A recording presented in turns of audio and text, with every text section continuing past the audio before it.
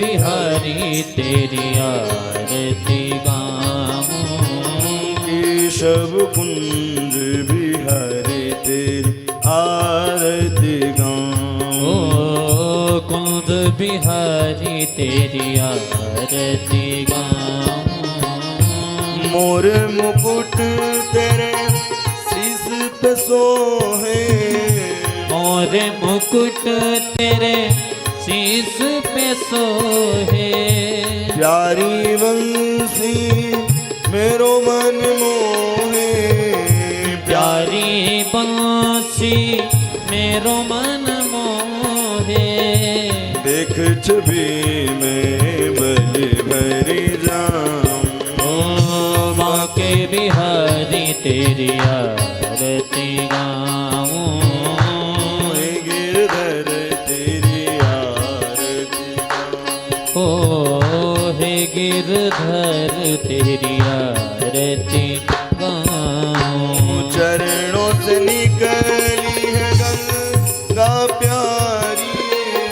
चरणों से निकली है गंगा प्यारी। जिसने सारी दुनिया तारी। जिसने सारी दुनिया तारी। उन चरणों में शीस झुकाऊं। ओ उन चरणों पे मैं तो शीस झुकाऊं। बांके बिहारी तेरी आरती गाऊं। ओ बांके बिहारी तेरी आरती गाऊं। हे गिरधर तेरी आरती गाऊं।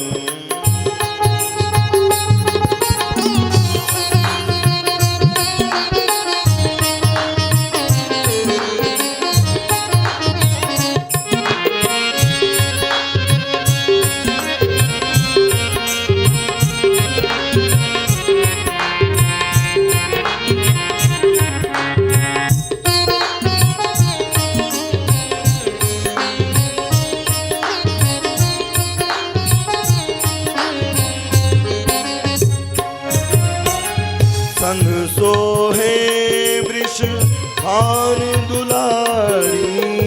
संग सोहे विष बान दुलारी। ललिता विशाखा सखियां प्यारी। ललिता विशाखा सखियां प्यारी। बास सदा वृंदावन पाऊं। बास सदा वृंदावन पाऊं। बांके बिहारी तेरी आरती गाऊं।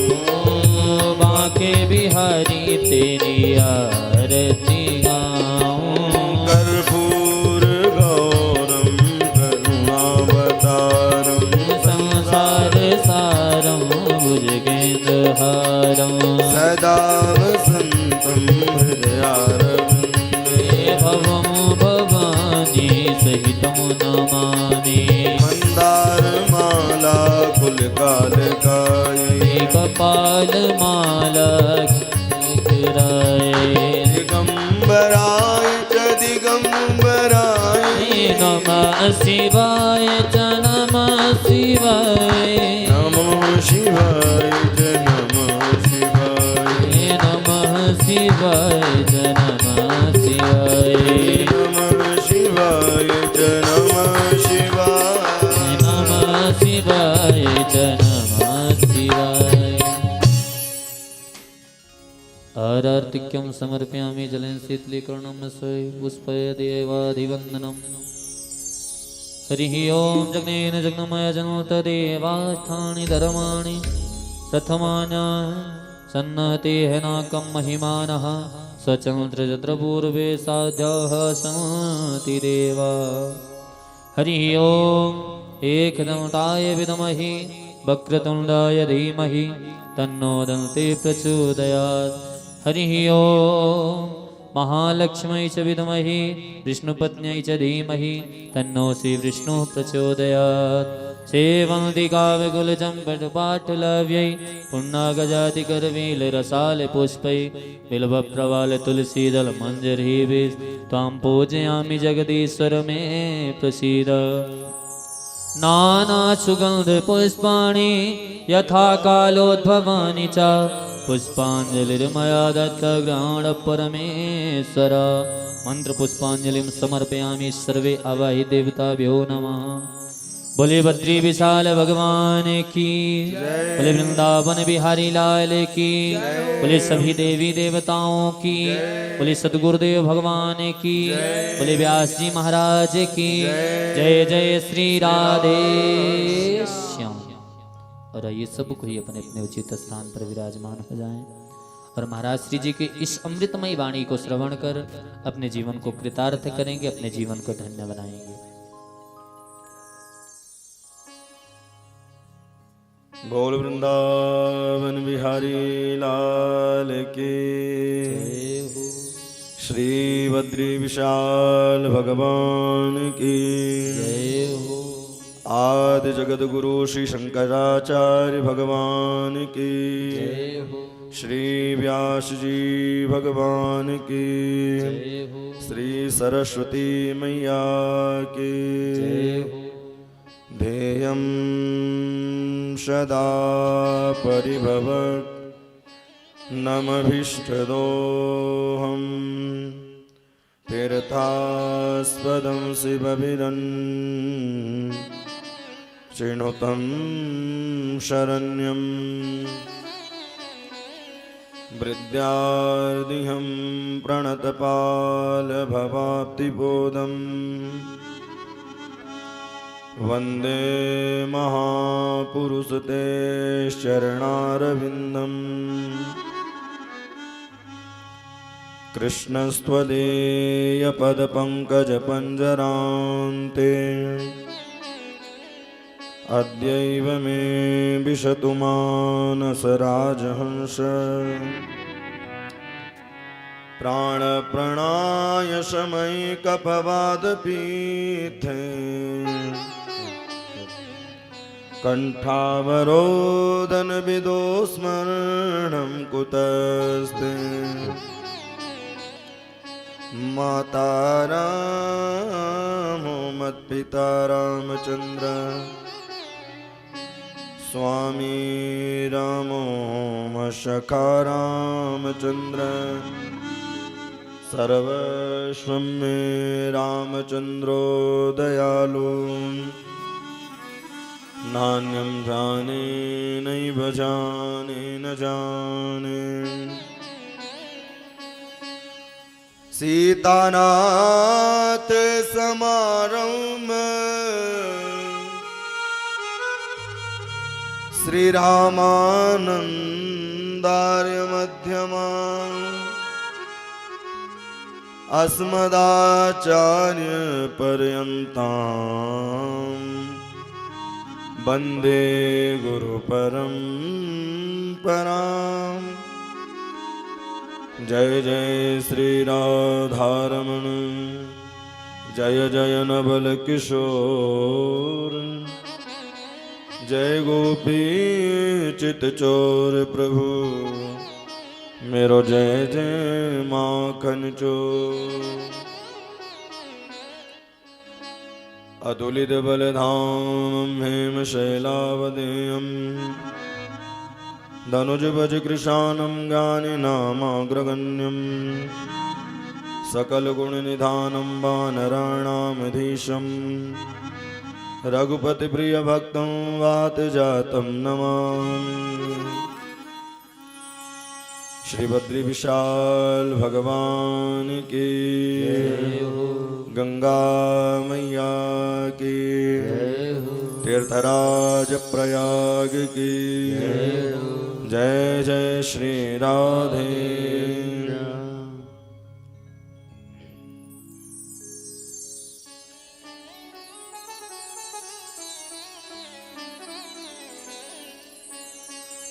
अधरं मधुरं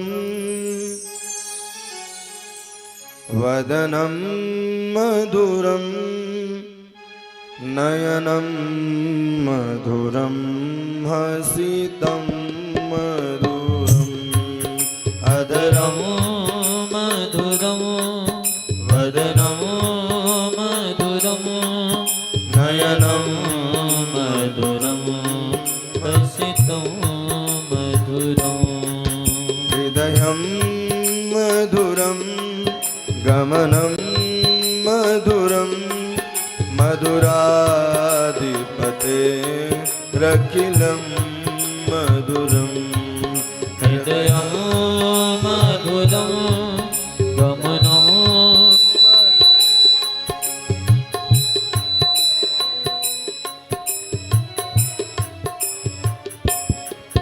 वचनं मधुरं चरितं मधुरं वसनं मधुरं बलितं मधुरं वचनं मधुरं मधुरं वसनं मधुरं ललितं मधुरं चलितं मधुरं भ्रमितं मधुरं मधुराधिपतेरखिलं मधुरम् मधुरं रमितं मधुरं मधुराधिपतेरखिलं मधुरम् वेणुर्मधुरो रेणुर्मधुरः वेणुर्मधुरो रेणुर्मधुरः पाणिर्मधुरः पादौ मधुरः पाणिर्मधुरः पादो मधुरः नित्यं मधुरं सख्यं मधुरं नित्यं मधुरं सख्यं मधुरं मधुराधिपतेरखिलं मधुरं मधुराधिपतेरखिलं मधुरं गीतं मधुरं पीतं मधुरं भोक्तं मधुरं सूक्तं मधुरम् गीतं मधुरं पीतं मधुरं भोक्तं मधुरं सूक्तं मधुरम् रूपं मधुरं तिलकं मधुरं मधुराधिपतेरखिलं मधुरम् रूपं मधुरं तिलकं मधुरं मधुराधिपतेरखिलं मधुरम् कर्णं मधुरं तरणं मधुरं कर्णं मधुरं तरणं मधुरं मधुरं मधुरं मरणं मधुरं हरणं मधुरं रणं मधुरं रूपं मधुरं तिलकं मधुरं भमितं मधुरं समितं मधुरं मधुराधिपतेरखिलं मधुरं मधुराधिपतेरखिलं मधुरं कुञ्जा मथुरा माला मथुरा यमुना मधुरा बीची मधुरा गुंजा मधुरा माला मधुरा यमुना मधुरा बीची मधुरा सलिलं मधुरं कमलं मधुरं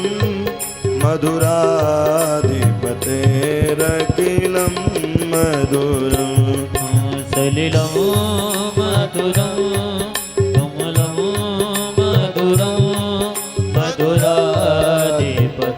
मधुराधिपतेरखिलं मधुरम् गोपी मधुरा लीला मधुरा योक्तं मधुरं भोक्तं मधुरम् गोपी मधुरा लीला मधुरा युक्तं मधुरं उक्तं मधुरम् गोपी मधुरा गोपा मधुरा गावो मधुरा यष्टिर्मधुरा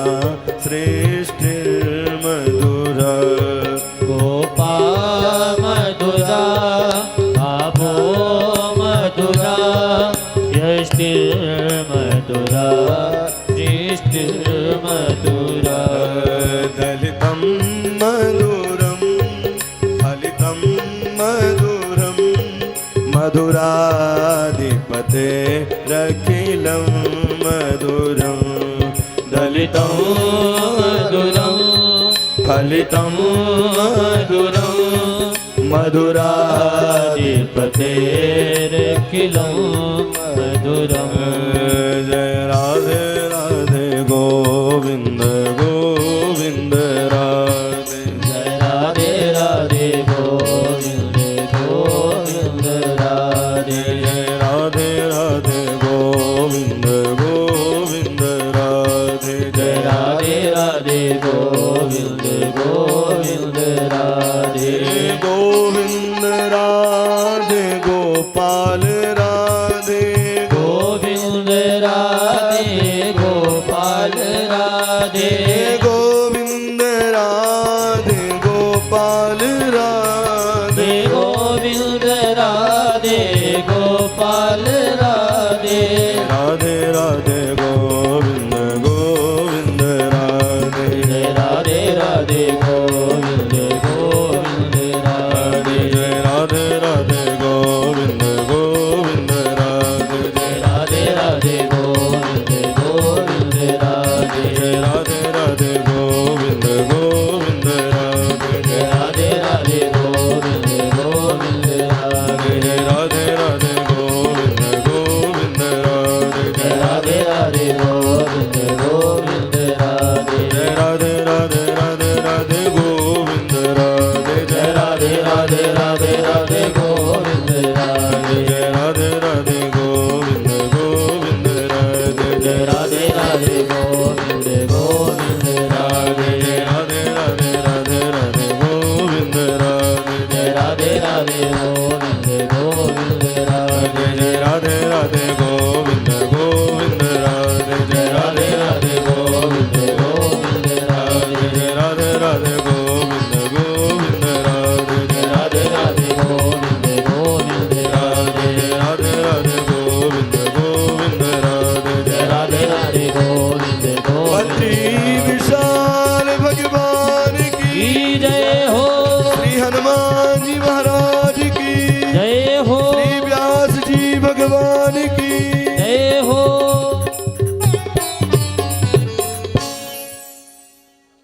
हरि शरणम। परम में परात्पर जगदाधार जगत उद्धारक जगत पालक श्री नर नारायण के सानिध्य में नर नारायण की गोद में बैठ करके हम और आप नर नारायण की ही कथा को श्रवण कर रहे हैं, जिनमें आज भगवान का जन्म उत्सव मनाया जाएगा। चतुर्थ दिवस की कथा में हम और आप प्रवेश कर रहे हैं। कल की पावन प्रसंगों में आपने कथा श्रवण की, भगवान के सुंदर नामों का गुणानुवाद किया, कीर्तन किया, और नाम में ही सब कुछ है।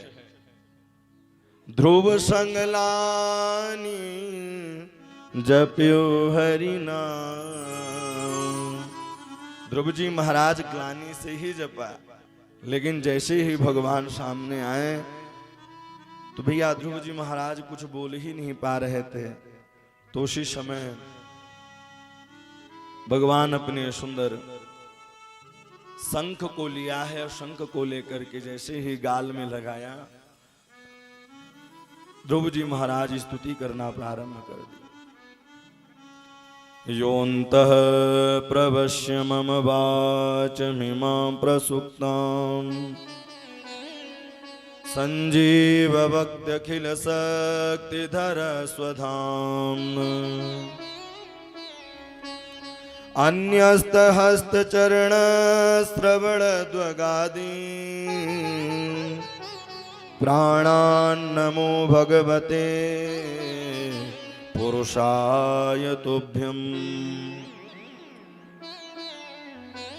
बोले हे प्रभु, जिसके ऊपर आपकी कृपा हो जाए तो गूंगा भी बोलने लग जाता है, लंगड़ा भी चलने लग जाता है। जिसके पास कुछ भी नहीं रहती भैया, लोग अगर आपके नाम को जिन्होंने गाया है तो लोगों ने आज उनके नाम को, उनके कथनों को गाया है। सूरदास जी ने नाम को गाया, तो आज भी सूरदास जी के पद गाए जाते हैं। मीरा ने नाम को गाया तो मीरा के भजनों को गाया जाता है। मूकं करोति वाचालं पंगुलं लंघयते गिरिं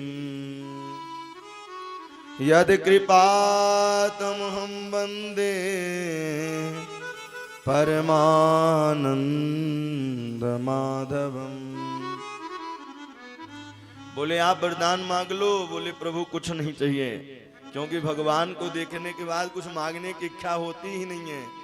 लेकिन बोले नहीं, आपको तो कुछ न कुछ लेना ही पड़ेगा। तो जिस कामना से आपने भजन किया है, कीर्तन किया है, तपस्या की है, तो जाओ मैं आशीर्वाद देता हूं कि 36,000 वर्ष तक आप राज्य का भोग करेंगे। अच्छा एक बात और है, भगवान के नाम में ये नहीं रहता कि भैया 5 साल के लिए बने फिर साइड हो जाए। उनका नाम जपेंगे तो आजीवन नाम रहेगा। आज भी देखिए ध्रुव तारा के नाम से ध्रुव जी महाराज चमक रहे हैं।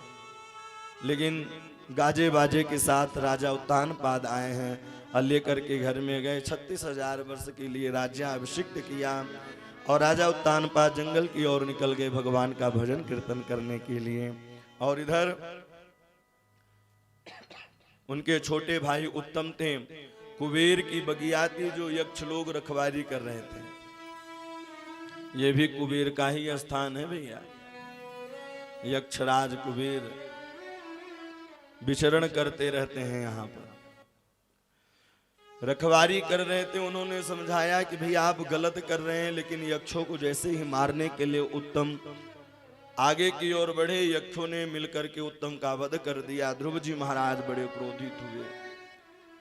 क्रोधित होने के बाद चढ़ाई करने के लिए चल दिए। और जैसे ही चढ़ाई करने के लिए चले तो उनके बाबा मनु महाराज मिलते हैं और मनु महाराज मिलकर के ज्ञान दिया है।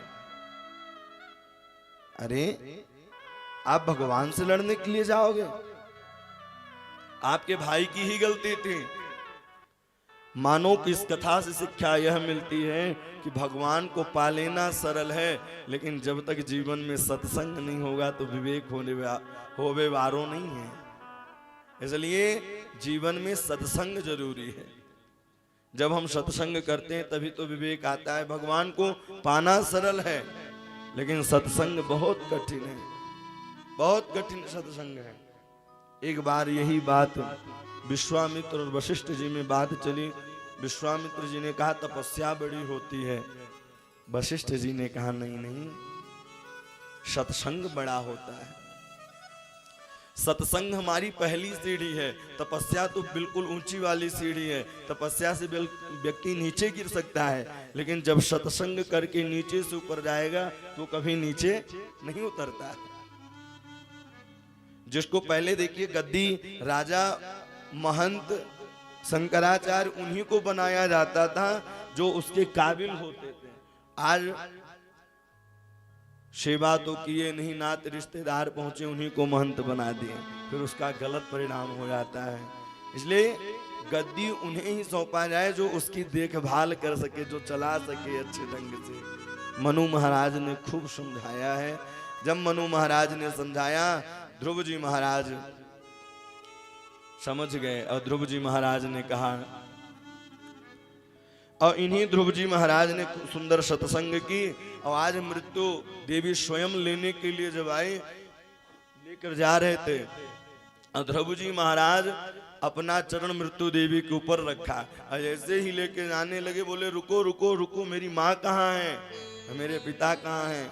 बोले आप जैसे जिनके यहाँ पुत्र हो जाए भैया तो उन माता पिता को तरना ही पड़ेगा। ध्रुव जी महाराज आज भी ध्रुव तारा के नाम से प्रकाशित हुए और इन्हीं के वंश में अंग हुए और अंग के बेन हुए। अंग का विवाह मृत्यु देवी के कन्या के साथ हुआ जिसका नाम सुनीता था। अब वह सुनीता निरंतर देखी थी, भैया जैसा देखेंगे वैसा ही तो करेंगे। मृत्यु देवी की कन्या का नाम सुनीता था और सुनीता का विवाह अंग ऋषि के साथ हुआ। मृत्यु देवी के यहाँ मार काट यही सब चलता था। एक बार सुनीता ने एक गंधर्व को सताया, जिसके कारण गंधर्व ने श्राप दे दिया कि जो तुम्हारा पुत्र होगा वो नास्तिक होगा। तो वही अंग का विवाह जब सुनीता के साथ हुआ तो कालांतर में चल करके उनके यहाँ पुत्र बेन आए, नास्तिक निकला बेन। अंग महाराज ने समझा जैसे ही उस बालक का जन्म हुआ, ब्राह्मणों से पूछा, ब्राह्मणों ने कहा ये तो नास्तिक होगा। अंग रात्रि में ही निकल गए राजपाट छोड़ करके। धीरे धीरे वह बड़े हुए, बड़े होने के बाद संत महात्मा समझाने के लिए आए। बोले जो आप कर रहे हैं ये बिल्कुल गलत है। बोले नहीं, राजा ही भगवान होता है। राजा के रोम रोम में 33 करोड़ देवता विराजमान होते हैं।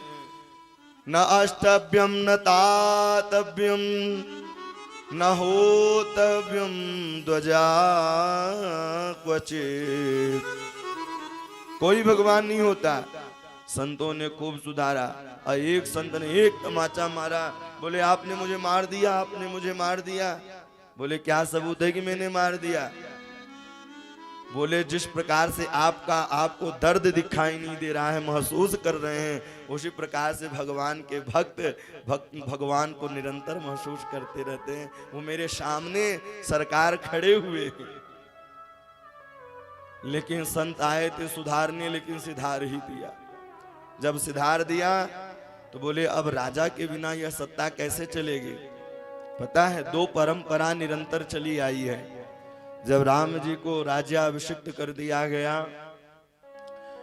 राम जी को राज्याभिषेक होने वाले थे लेकिन राज्याभिषेक हो नहीं पाया, वनवास चले गए। दशरथ जी प्राण को छोड़ दिया और इधर भरत जी महाराज मनिहाल में रहने लगे।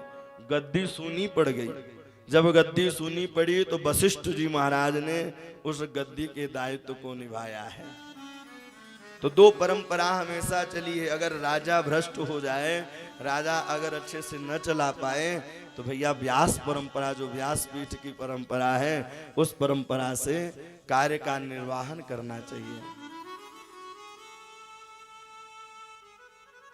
बोले कि राजा के बिना कैसे चलेगा? तो शरीर का मंथन किया तो पहले काला पुरुष निकला जिसका नाम निषाद हुआ। काला काला पुरुष। बोले बताओ क्या करना है, किसको मारना है, कहाँ जाना है? भैया एक खंबा दिखाई दिया, बोले ऊपर से नीचे आते जाते रहो। तो उनका काम ही खत्म नहीं, ऊपर से नीचे करने लगे। पुनः प्रारंभ किया तो पृथु जी महाराज का प्रादुर्भाव हुआ। अर्ची और पृथु जी स्वयं साक्षात भगवान विष्णु और लक्ष्मी जी प्रकट। पृथु जी महाराज ने देखा कि संसार में लोग पूजा पाठ नहीं कर रहे हैं, अकाल पड़ रहा है। यज्ञ करना प्रारंभ। पहले तो मारने के लिए दौड़े। वसुधे तुम वदिष्यामि,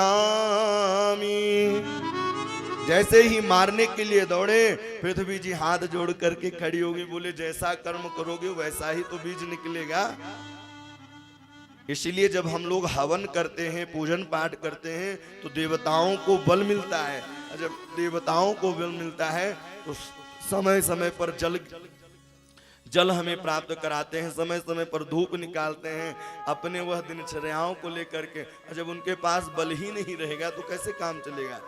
इसलिए हवन नित्य प्रतिदिन करना चाहिए, नित्य दिन। और भगवान 2 ही प्रकार से भोजन पाते हैं भैया। एक तो जब हम यज्ञ कुंड में हवन करते हैं तब, या तो मुखादग्नि रजायत ब्राह्मणों से मुखमासिद बाहु, जब ब्राह्मण को भोजन पवाते हैं तब, या तो फिर जब हवन करते हैं तब उनको उनसे मजबूती मिलती है। अब यहाँ तो भैया निरंतर भंडारा चल रहा है, आज 4था दिन है। कल सतना से भी आए थे कई लोग, और हमारे व्यवस्थापक संगम भैया ने बड़ी अच्छी व्यवस्था की है। जितने लोग आते हैं भैया सबके लिए प्रसादी बनी है। कुछ तो यहाँ के आर्मी वाले हैं, कुछ ब्राह्मण देवता हैं, पाठ पूजा के लिए आगे कथा चल रही है तो वहाँ कार्यक्रम चल रहा है, प्रसाद यही होता है। तो ये भी प्रभु की कृपा ही है।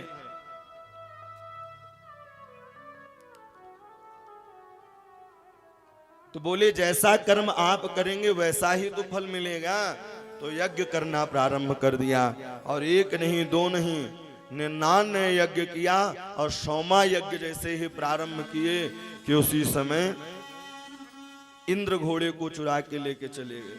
और जैसे ही चुरा के लेके चले गए बड़े क्रोधित हुए और क्रोध में आकर के जैसे ही चढ़ाई के लिए पृथु जी महाराज चले, ब्राह्मणों ने कहा कहीं जाने की जरूरत नहीं है, बोले मंत्र के द्वारा ही खींचे चले आएंगे।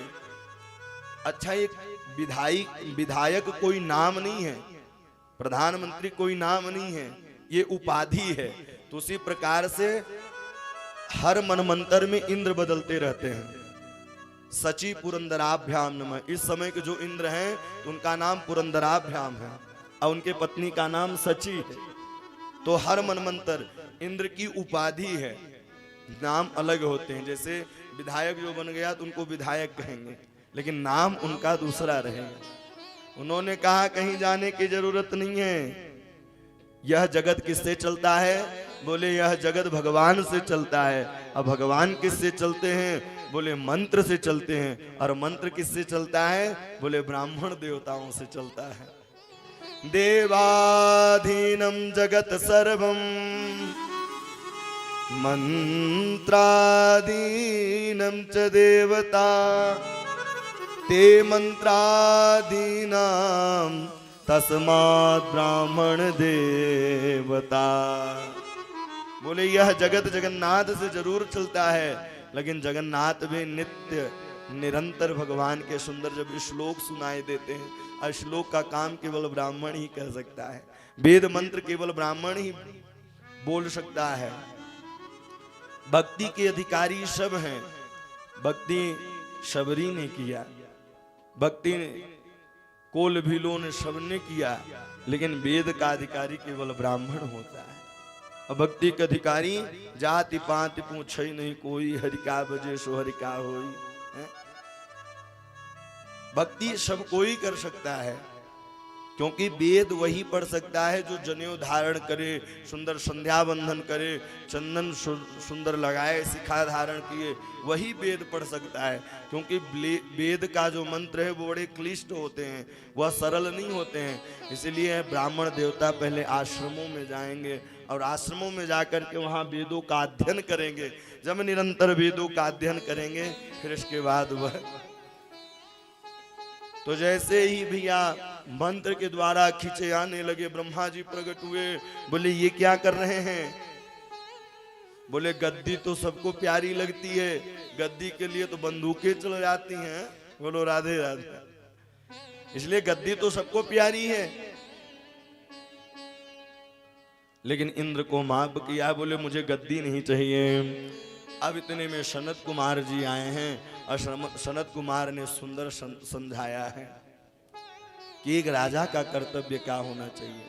उन्होंने सुंदर समझाया, न कामयेना ततदं वहं क्वचि न यत्र युष्मान् चरणाम्बुजाशवः महंत मानांत हृदया मुखोच्युतो विधस्य कर्णायुत में समेवर। भगवान उस यज्ञ कुंड से प्रकट हुए। बोले क्या कामना है? वरदान मांग लो। बोले सरकार केवल एक ही वरदान दे दो, इन 2 कानों में 10,000 कानों का बल दे दो, जिससे आपकी कथा से कभी तृप्ति न हो, निरंतर कथा सुनो। और गोपी गीत में गोपियां भी यही भगवान से मांगते हैं कि प्रभु आप सोच रहे होंगे कि मैं आपसे प्रेम करती हूं, तो नहीं, मैं आपकी कथा से प्रेम करती हूं, इसलिए आपकी कथा मुझे प्राप्त हो जाए। तब कथामृतम तप्त जीवनम कविभिरीडितम कल्मषापहम। बोले मुझे कोई कामना नहीं है, आपकी कथा निरंतर सुनता रहूं, सुनाता रहूं, बस यही तो चाहिए। और कथा करेगी क्या?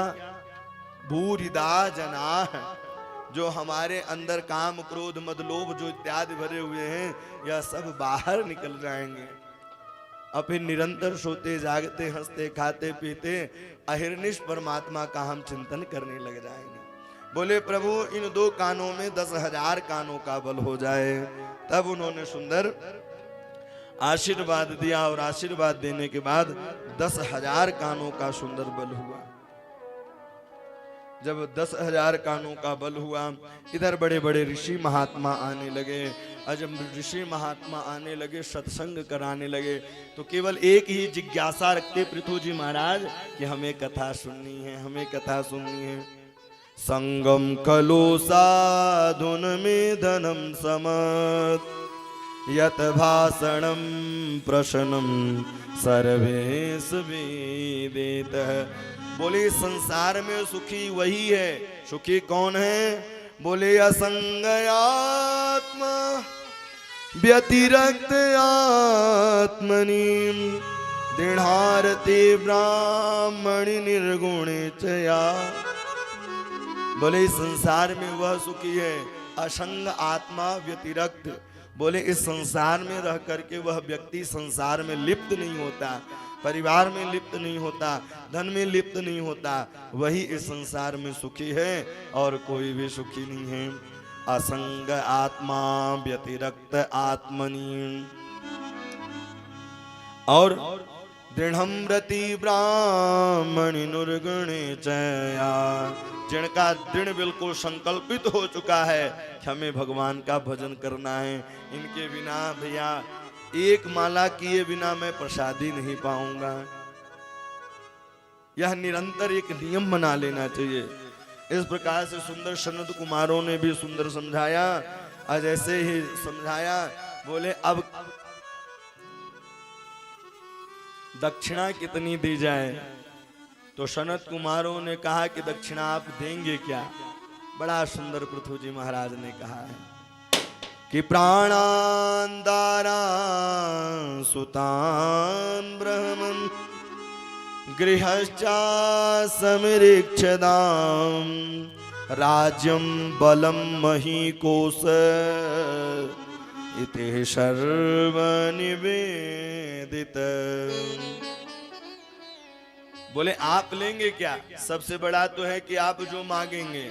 फिर इसके बाद कह दिया कि प्राणान दारा सुतन ब्रह्मन। इस प्राण से बढ़ करके तो कुछ नहीं है। आप प्राण लेना चाहते हैं तो प्राण ले लीजिए। प्राणान दारा सुतान ब्रह्मन गृहेश्चा समिरीक्षदाम राज्यम बलम महीकोश। मंत्रियों को आदेश दे देंगे कि पूरे राज्य को खोल दें। अच्छा पूरे राज्य को खोल देंगे जो आपको लेना हो। सरकार इति सर्व निवेदित है, आप सर्वस्व आपका ही है। तन भी तेरा मन भी तेरा मेरा क्या है सावरे। तन भी तेरा मन भी तेरा मेरा क्या है सावरे। इसलिए है सरकार आपको जो चाहिए आप वह ले लीजिए। उन्होंने कहा कि इस प्रकार से सुंदर समझाया है और इनको समझाने के बाद इन्हीं के 4 पुत्र हुए और प्राचीन बही राजा इत्यादि भी हुए। नारद जी ने समझाया है। नारद जी समझाए। प्राचीन बही राजा यज्ञ तो करते थे लेकिन यज्ञ में एक गलती करते थे। क्या? बोले बलि चढ़ाया करते थे। और शास्त्र कभी नहीं कहता, भगवान जो यह कहते हैं कि ईश्वर अंश जीव अविनाशी चेतन अमल सहज सुख राशि। जो भगवान करें कि ईश्वर अंश सब जीवों में मेरा ही अंश विद्यमान है, मैं ही विराजमान हूं, तो क्या शास्त्र कहेगा कि इसकी बलि चढ़ाओ उसकी बलि चढ़ाओ। प्राचीन बही राजा यज्ञ तो करते थे लेकिन बकरे की बलि चढ़ाया करते थे। नारद जी ने समझाया ऊपर देखो। जब ऊपर की ओर देखा तो भैया जिनकी बलि चढ़ाए थे सब लोग मुखारविंद खोल के खड़े थे कि वो आए और आने के बाद मैं अपना बदला लूं। नारद जी ने खूब समझाया। पुरंजनोपाख्यान की यहाँ कथा सुनाई है। अभिज्ञात और पुरंजन यह दोनों मित्र थे और बोले भैया हम छुपेंगे आप ढूंढना और आप छुपोगे तो हम ढूंढेंगे। परमात्मा छुप गए तो पुरंजन तो ढूंढ नहीं पाए। पुरंजन एक 9 द्वार का सुंदर नगर दिखाई दिया। शरीर में 9 छिद्र होते हैं, यह 9 द्वार का शरीर है। और सुंदर जब जैसे ही पहुंचे तो वहां एक सुंदर सी कन्या दिखाई दी। वह कन्या कौन है? बोले बुद्धि रूपी कन्या है। और वह बुद्धि रूपी कन्या कहाँ लगा दी? उसका नाम पुरंजनी हुआ। पुरंजन रोवे पुरंजनी, पुरंजनी रोवे पुरंजन रोवे, पुरंजनी खावे पुरंजन खावे। ऐसे करते करते करते एक दिन एक राजा के पास कुछ काले कुछ गोरे घोड़े थे। अब धीरे धीरे काले घोड़े चढ़ाई करना प्रारंभ कर दिए। और काले घोड़े और भैया सफेद घोड़े क्या है? बोले दिन और रात। और जैसे ही जरा ने चढ़ाई की, बुढ़ापा आया, धीरे धीरे मृत्यु हो गई। अब जैसे ही पुरंजनी की मृत्यु हुई वो रोने लगा राजा।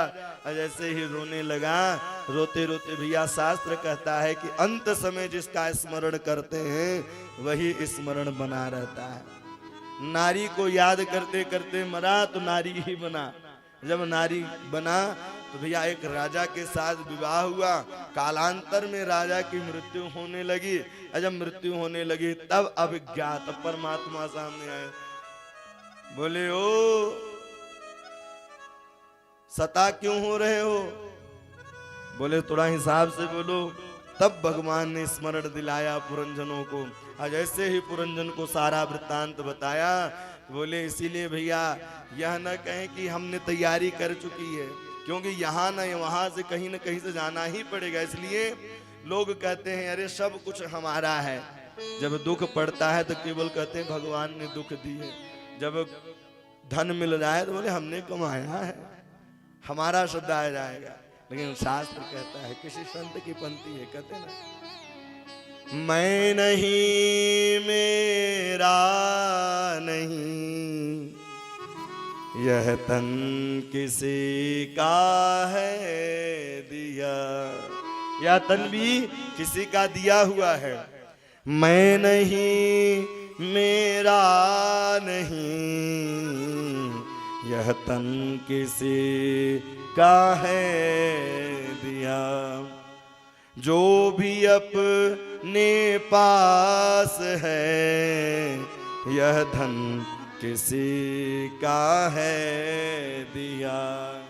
यह धन किसी का है दिया। क्या पता पूर्वजों के आशीर्वाद से, भगवान के आशीर्वाद से मिला है। इसलिए जो भी मिले तो उसका अहंकार न करें। जो भी मिले तो उसको प्रसाद स्वरूप समझ करके बांटते रहना चाहिए। नारद जी को भैया वीणा मिली तो नारायण नारायण करके बजाते रहे।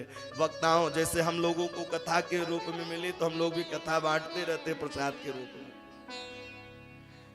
देने वाले ने दिया वह भी दिया किस शान से, मेरा है यह लेने वाला कह उठा अभिमान से, कह उठा अभिमान से। देने वाला कौन है? बोले देने वाला कोई और है, लेने वाला कोई और है, परेशानी किसी और को है। बोलो राधे राधे है? देने वाले ने दिया वह भी दिया किस शान से, मेरा है यह लेने वाला कह उठा अभिमान से। मैं नहीं मेरा नहीं, यह तन किसी का है दिया। अपना कुछ नहीं है। शरीर की हमने पहले ही बताया कि शरीर की 3 ही गति होती है। इसलिए भैया ओ माया के पुजारी, कुछ आगे की खबर है। इस घर से बढ़कर एक दूसरा भी घर है, यहां से बढ़कर के भी एक दूसरा घर है। तो तैयारी करते रहना चाहिए। लेकिन आप लोग तो तैयारी करके बैठे हैं, क्योंकि बद्री नारायण आना ही सरल नहीं है। और यहाँ आना और यहाँ कथा सुनना भी सरल नहीं है साहब। बड़ी कठिनाइयों से आना पड़ता है। अब वैसे ही हम लोग तैयारी करके आए हैं, इसीलिए तो मुक्ति धाम में आए हैं। इसीलिए कहते हैं ना, मैं नहीं मेरा नहीं, यह तन किसी का है दिया, जो मिला है वह हमेशा पास रह सकता नहीं, कब बिछुड़ जाए यह कोई राज कह सकता नहीं। जो है वह हमेशा हमारे पास नहीं रहेगा। युवा अवस्था के बाद जवानी अवस्था, जवानी के बाद वृद्धावस्था आता है। इसलिए यह तन भी तो परमात्मा दी, लेकिन इसका भी एक समय बनाया। एक बात बताऊं, यह सनातन धर्म की जो रखा है, सनातन धर्म से ही सारे धर्म निकले हैं। चाहे जैन धर्म हो, चाहे बौद्ध धर्म हो, चाहे इस्लाम धर्म हो, कोई कुछ भी हो, यह सब सनातन धर्म के द्वारा ही तो निकलते हैं। लेकिन लोग चार वर्ण जो बनाए गए थे, क्षत्रिय, ब्राह्मण, क्षत्रिय, वैश्य, शूद्र, सबका कार्य अलग अलग है। ब्राह्मणों की जब सृष्टि का विस्तार किया तो भैया ब्राह्मणों के अंदर बुद्धि डाली, क्षत्रियों के अंदर सुंदर बाहुबल डाला, सबको अलग अलग दिया है कार्य। बोले ब्राह्मण यज्ञ करवाएंगे और यज्ञ की रक्षा क्षत्रिय करेंगे, और जो वैश्य लोग होंगे भैया वह यज्ञ में धन खर्चा करेंगे, और शूद्र लोग जो होंगे वह समिधा लाएंगे, समिधा ला करके रखेंगे, और उनका चलना चलते फिरने का काम है। इसीलिए उन भैया कहते हैं, जब हमारा पांव ही मजबूत नहीं रहेगा तो फिर बाहु और पेट और ये सिर क्या करेगा। इसलिए लोग नारा अलग अलग प्रकार से लगाते हैं कि यह धर्म जातिवाद, इस समय सारी राजनीति जातिवाद पर चल रही है, लेकिन भैया ऐसा कुछ नहीं है। सबका कार्य अलग अलग है और सबको सबकी जरूरत है, सबको सबकी जरूरत है, तभी धर्म रह पाएगा, और धर्म रहेगा तभी हम और आप सुरक्षित रहेंगे। जब हमारा सनातन धर्म ही नहीं रहेगा तो हम न तीर्थों में जा पाएंगे। अब आज देखिए, अब तो धीरे धीरे लोग उजागिर होते जा रहे हैं। हमारा ही देश है, हम लोग सुरक्षित नहीं रहते हैं। रामनवमी की अगर हम लोग सवारी निकालें तो पत्थरों का बरसात होता है। हनुमान जयंती पर हनुमान जी की सवारी निकालें तो पत्थर बरसाए जाते हैं। ये कहाँ का नियम है? सबका एक न एक विधान भी बना है कि उनको यहाँ से निकालेंगे तो अफगानिस्तान चले जाएंगे, पाकिस्तान, लेकिन हमें और आपको निकालेंगे तो कहाँ जाएंगे। इसलिए हमें और आपको सबको एक होना है। जब हमारे चारों स्तंभ सुरक्षित रहेंगे तब पांचवें में सनातन धर्म सुरक्षित रहेगा, नहीं तो सनातन धर्म सुरक्षित रहने वाला नहीं है। इसलिए चारों को एक होना है। लोग जातिवाद फैलाते हैं। स्कूल में कौन सी जातिवाद है? गंगा जी के किनारे कौन सी जातिवाद है? हम देवालय में जाते हैं तो कौन सी जातिवाद है? वहां तो सब लोग जाते हैं, सब लोग आते हैं। कुछ नेता ऐसे हैं कि अपने बीच से उठेंगे, बोले हमें तो केवल एक का ही वोट चाहिए, दलितों का ही वोट चाहिए, उनके सिवा कोई किसी का नहीं। लेकिन नहीं, सबको लेकर के चलें। राम जी भी आते हैं तो धर्म की स्थापना करने के लिए आते हैं। इसलिए इस दिए हुए में कुछ नहीं, नारद जी ने खूब समझाया पुरंजनोपाख्यान के द्वारा। और प्राचीन बहिर के पुत्र हुए 4, और जैसे ही 4 पुत्र हुए, चारों पुत्र को नारद जी ने सुंदर समझाया है। और समझाने के बाद इधर यह हुए मनु महाराज के 4 संतानों की कथा। 5वें में कौन आए? बोले प्रियवतो भागवत आत्मा राम कथम मुने गृहे रमतम यन्मूलम कर्मबंधम पराभवम। प्रिय यानी अच्छा, व्रत यानी प्रतिज्ञा, प्रियवत कहते हैं। अप्रियव्रत के भी ही भैया आग्निर्द हुए। प्रियव्रत ने रात्रि में आज विचार किया कि यह रात्रि होने ही नहीं देंगे। तो भैया रात्रि जब नहीं होने दिए हाहाकार फैलने लगा। ब्रह्मा जी इत्यादि आए, बोले रात्रि होता है, लोग भोजन करते हैं, शयन करते हैं, या अनमोल रतन का जो यह समय है गंवा देते हैं, भजन नहीं करते, इसलिए रात्रि ही नहीं होगी। जब ब्रह्मा इत्यादि आकर के समझाए तो उसका नाम अजनाब खंड पड़ा। और इन्हीं के वंश में आग्निर्द हुए, आग्निर्द के नाभि हुए, और नाभि के ही ऋषभ देव जी महाराज हुए। ऋषभ देव जी महाराज के एक नहीं दो नहीं 100 पुत्र हुए। जब 100 पुत्र हुए तो ऋषभ देव जी महाराज समझाने लगे अपने बेटों को, बोले क्या धर्म पाना ही धर्म है, शरीर पाना ही धर्म है।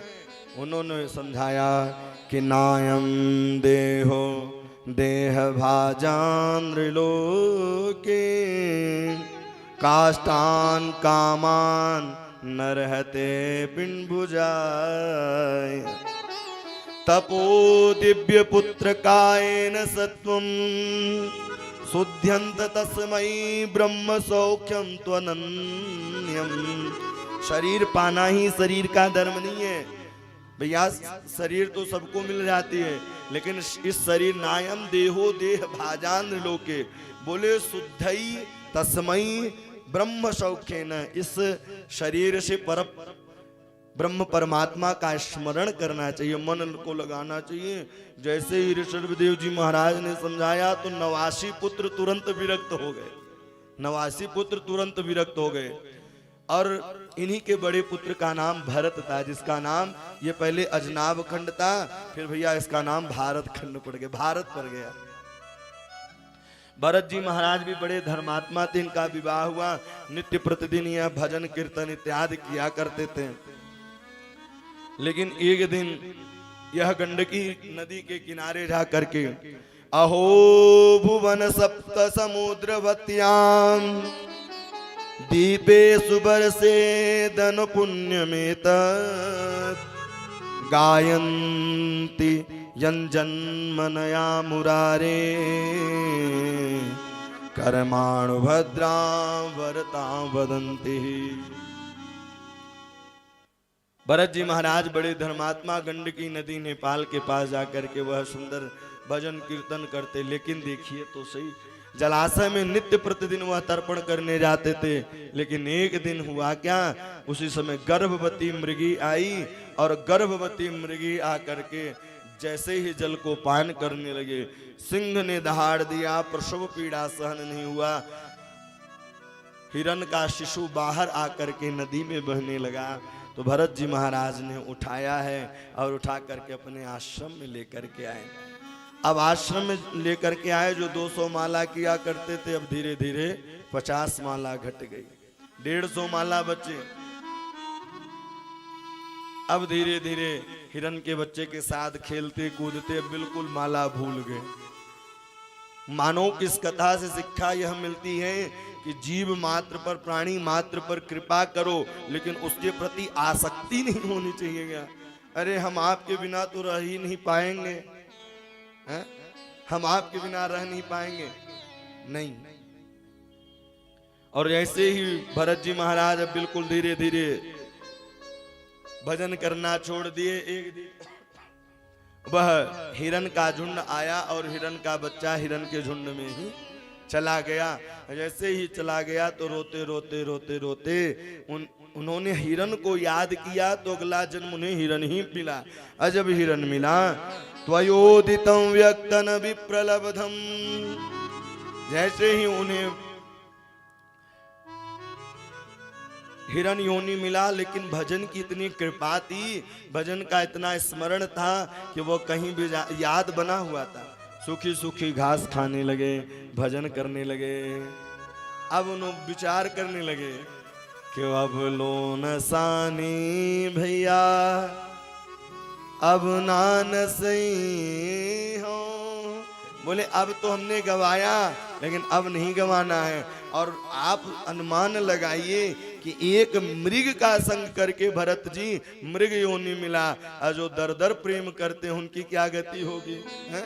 गोस्वामी तुलसीदास जी कहते ना, कि एक मृगा के संगते भरत धरी मृग देह, तुलसी उनकी कौन गति, जो घर घर करत सने।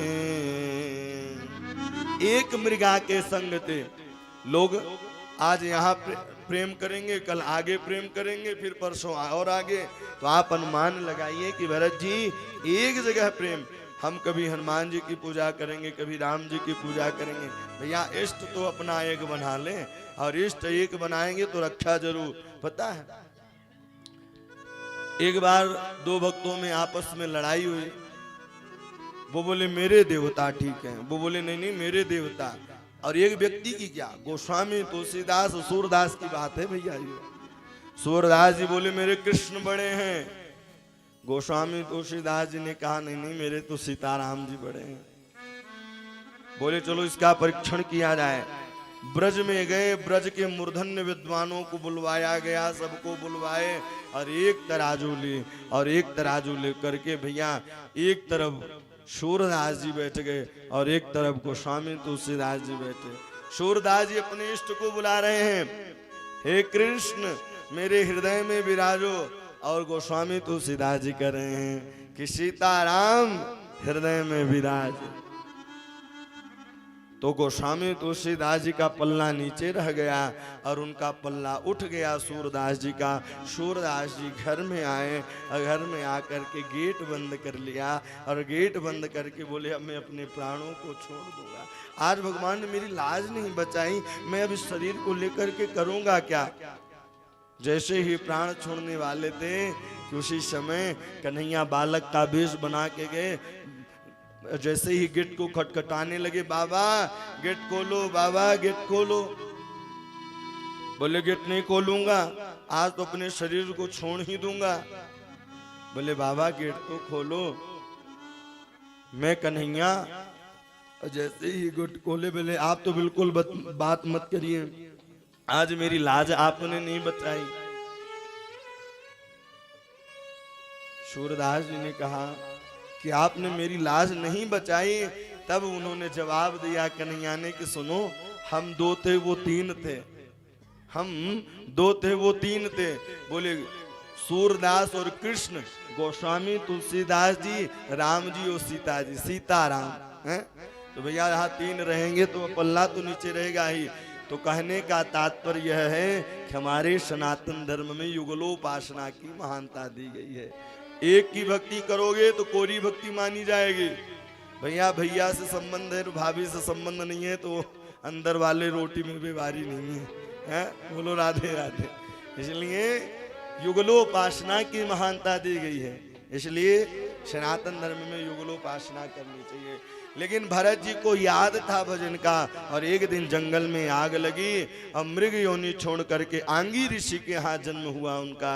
और जैसे ही आंगी ऋषि के यहाँ जन्म हुआ, आंगी ऋषि के 4 पुत्र थे भैया। 3 पुत्र तो काम में लगे रहते थे और एक पुत्र घर में बैठा बैठा खाते थे। तो ब्राह्मण के यहाँ जन्म हो जाए तो ब्राह्मण का काम ही है यज्ञ करना, यज्ञ करवाना, दान देना, दान लेना, वेद पढ़ना, वेद पढ़ाना।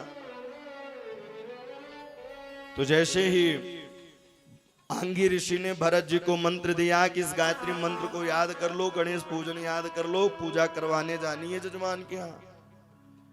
भैया उन्होंने कहा अब झंझट में नहीं पड़ना है, बड़े मुश्किल से तो मानव तन मिलता है, अगर अब याद करेंगे तो फिर आज इन सेठ जी के यहाँ जाना पड़ेगा, कल उन सेठ जी के यहाँ जाना पड़ेगा, अब ऐसे में यह शरीर बेकार हो जाएगी। इसलिए उन्होंने गायत्री मंत्र दिया। बोले बेटा याद हो गया गायत्री मंत्र? बोले पिताजी जब से आपने मंत्र दिया है तब से यह चींटी 100 बार ऊपर से नीचे गई। बोले तू तो जड़ ही है, और वहीं से उनका नाम जड़ भरत पड़ गया। बोल जड़ भरत महाराज की जय हो। जड़ भरत जी महाराज इधर उधर घूमते रहते, भगवान का भजन करते, कीर्तन करते, स्मरण करते। अब भैया जो घर में काम न करे ना तो घर के लोग बासी तिवासी रोटी देते हैं।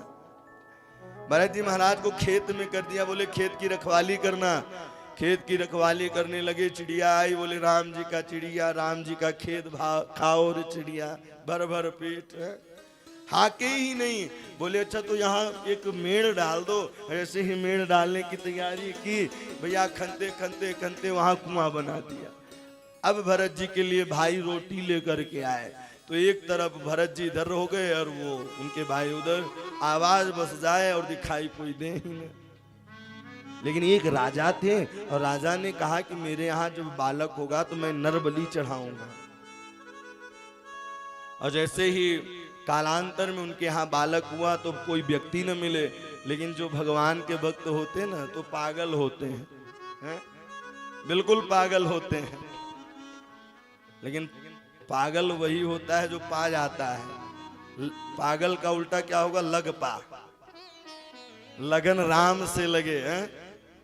इसलिए वह हंसते रोते खाते, और जैसे ही मंत्रियों को आदेश दिया, अब हष्ट पुष्ट, भैया भगवान के जो भक्त होते हैं वो हष्ट पुष्ट रहते ही। बोलो राधे राधे हैं?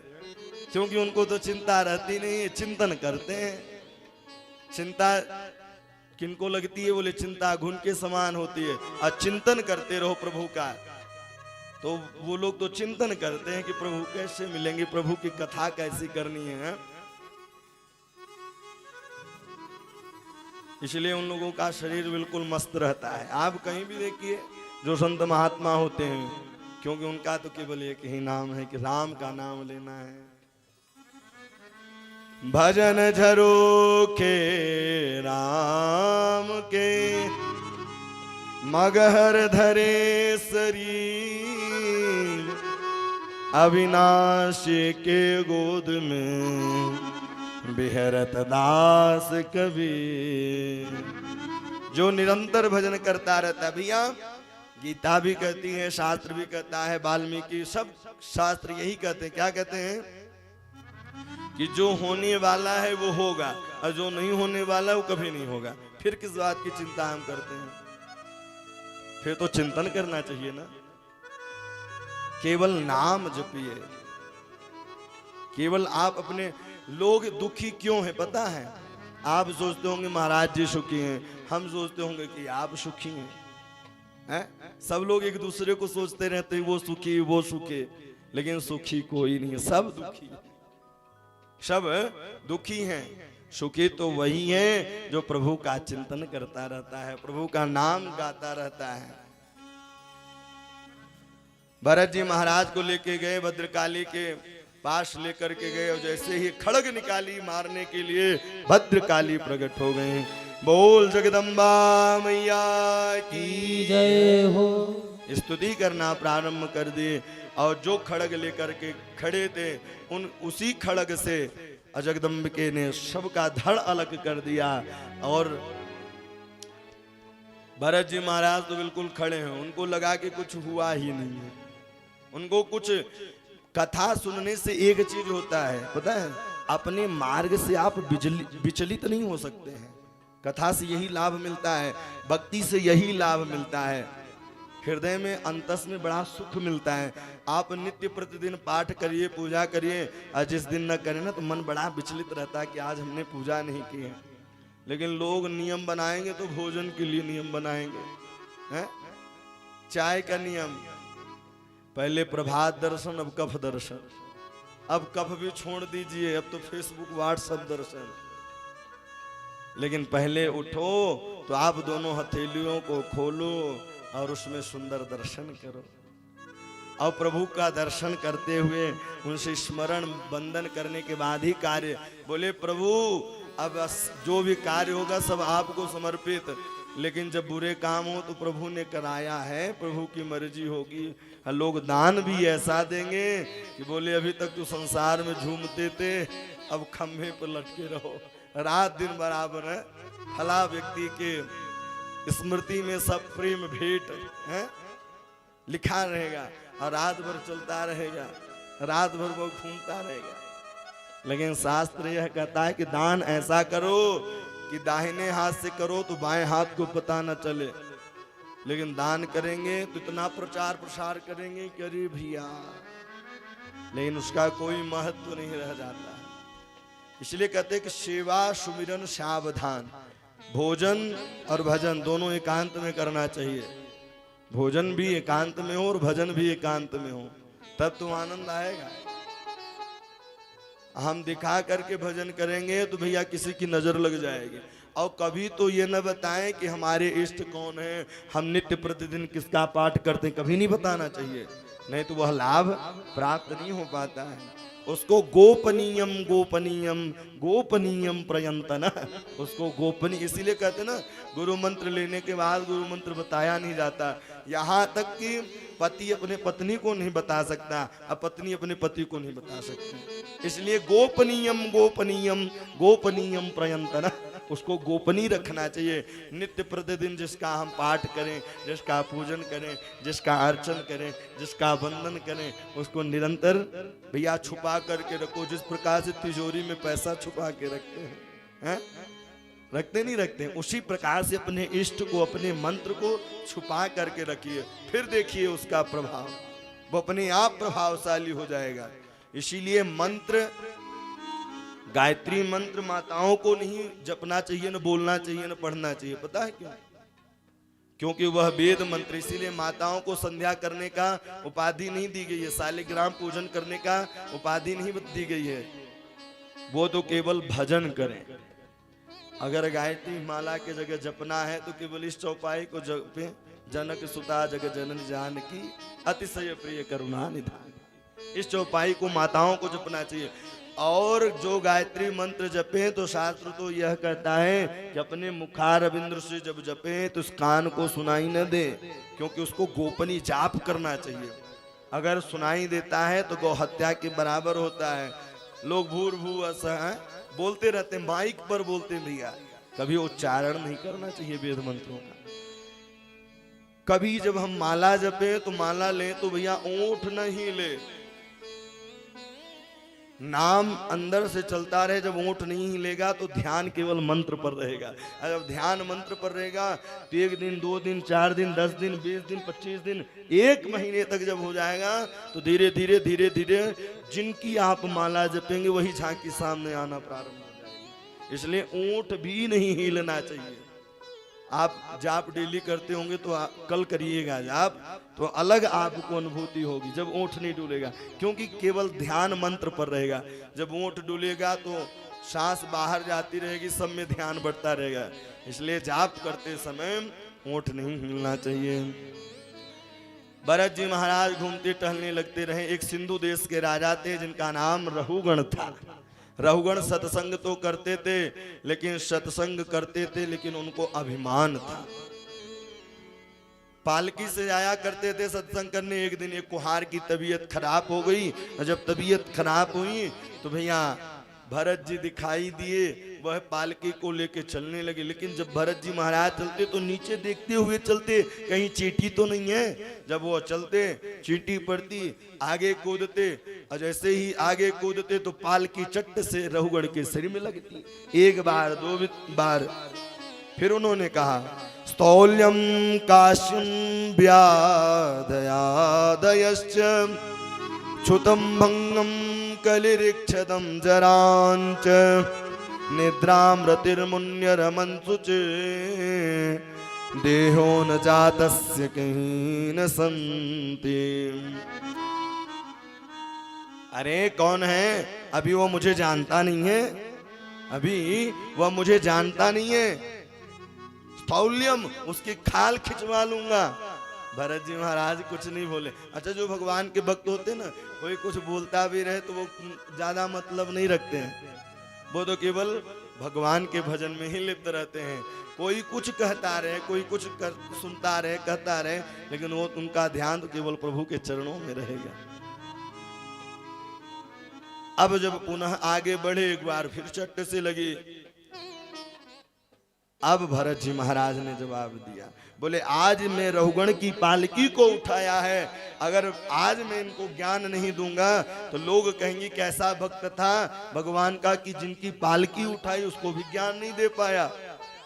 अब भरत जी महाराज कहते हैं, अरे कौन किसको मारता है, कौन किसको बचाता है। इतना सुनना था कि सुनते ही वह सीधे पालकी से नीचे उतरे और कंध में जनेऊ देखी। ओहो, आप कहीं कपिल महाराज तो नहीं है, आप कहीं नारायण तो नहीं है। अरे नारायण हो, ब्रह्मा हो, शिव हो, मैं सब किसी से नहीं डरता हूं तो केवल ब्राह्मण से डरता हूं। भागवत भी कहती हैं और भैया मानस भी कहते हैं, इंद्र कुलिस मम सूल विशाल, इंद्र कुलिस मम सूल काल दंड हरि चक्र कराला, काल दंड हरि चक्र कराला, जो इन कर मारा नहीं मरई, जो इन कर मारा नहीं मरई, विप्रद्रोह पावक सो जरई, विप्रद्रोह पावक सो जरई, इंद्र कुलिस मम सूल विशाल, इंद्र कुलिस मम सूल विशाल, मम सूल विशाल। बोले भागवत, ये रामचरितमानस और भागवत भी क्या कह रही है कि नाहं विशंके सुरराज बजान, त्रयक्ष शूलां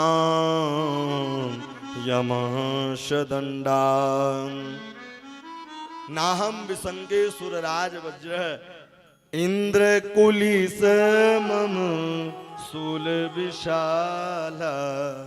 इंद्र के हम वज्र से नहीं डरते हैं, शिव के त्रिशूल से नहीं डरते हैं, काल दंड हरि चक्र कराला, यमराज के यमपाश से नहीं डरता हूं, काल के दंड से नहीं डरता हूं, जो इन कर मारा नहीं मरई,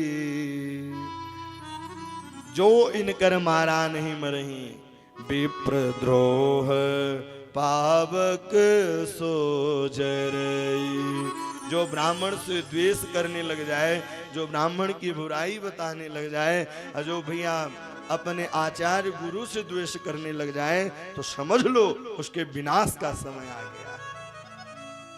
यह शास्त्र कहता है। ना हम विसंगे, मुझे ये नहीं डर है कि आप ब्रह्मा हैं, विष्णु हैं, कहीं आप ब्राह्मण तो नहीं है। भरत जी महाराज के बार बार चरणों में रहुगण प्रणाम करता, और प्रणाम करने के बाद बोले, अगर आप ब्राह्मण हैं तो क्षमा करिए, आप ब्राह्मण हैं तो क्षमा करिए। अब भरत जी महाराज समझाते हैं, आपने कहा कि मैं खाल खिंचवा लूंगा, तो आप होते कौन हैं? आपने कहा मोटा हो, ऐसा लगता है कई वर्षों से भोजन नहीं किया है, व्यंग मार रहा था। तो बोले सुनो, यह राम की शरीर दी हुई है, राम ही व्यक्ति को मोटा बनाते हैं, राम ही व्यक्ति को पतला बनाते हैं, क्योंकि यह प्रभु की ही सृष्टि है। हम और आप सोचें कि यह कार्य कर लें तो कभी नहीं कर सकते।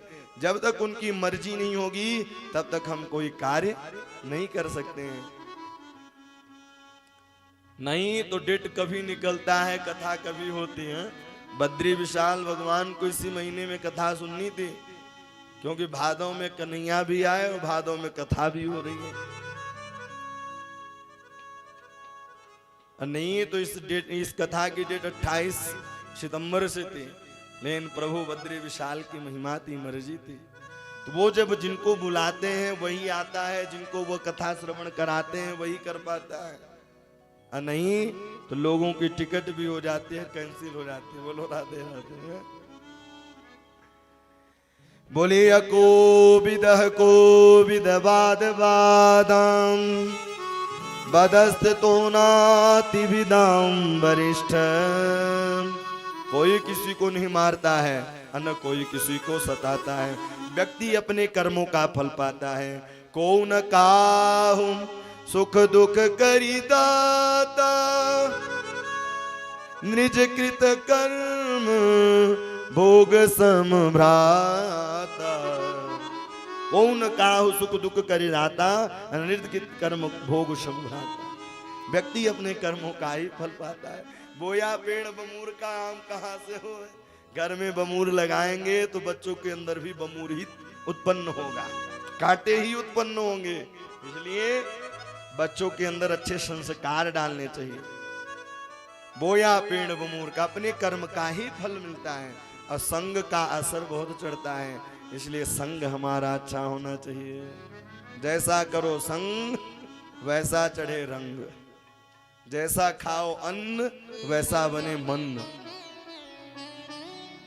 उन्होंने समझाया और उन्होंने कहा सुनो, मैं पूर्व जन्म में कौन था, इस भारत का नाम जो पड़ा तो मेरे ही नाम से भारत पड़ा। अहम पुरा भरतो नाम राजन, विमुक्त दृष्टाम श्रुत संग बंध। आराधनम भागवत इह मानो, मृगो भवम मृग संगार्थम। बोले अहम पुरा भरतो नाम राजा, यह भारत जो पड़ा तो मेरे नाम से ही पड़ा। लेकिन आराधनम भगवत इह मानो, मैं भगवान की आराधना किया तो मृग योनि में फंसने के बाद लेकिन मुझे भजन का स्मरण निरंतर बना रहा। और आज भी भजन का, कई लोग कहते हैं प्रभु क्या बताएं, इतना भजन करते इतना पूजन पाठ करते तब भी भगवान कष्ट ही देते। नहीं, आपका वह बैंक बैलेंस बनता जा रहा है। भगवान का नाम कभी भी व्यर्थ नहीं जाता है। आप जब भी जपें, जैसे भी जपें, वह असर आपको दिलाएगा ही। आगे चल करके सुंदर वह नदियों के बारे में वर्णन किया है।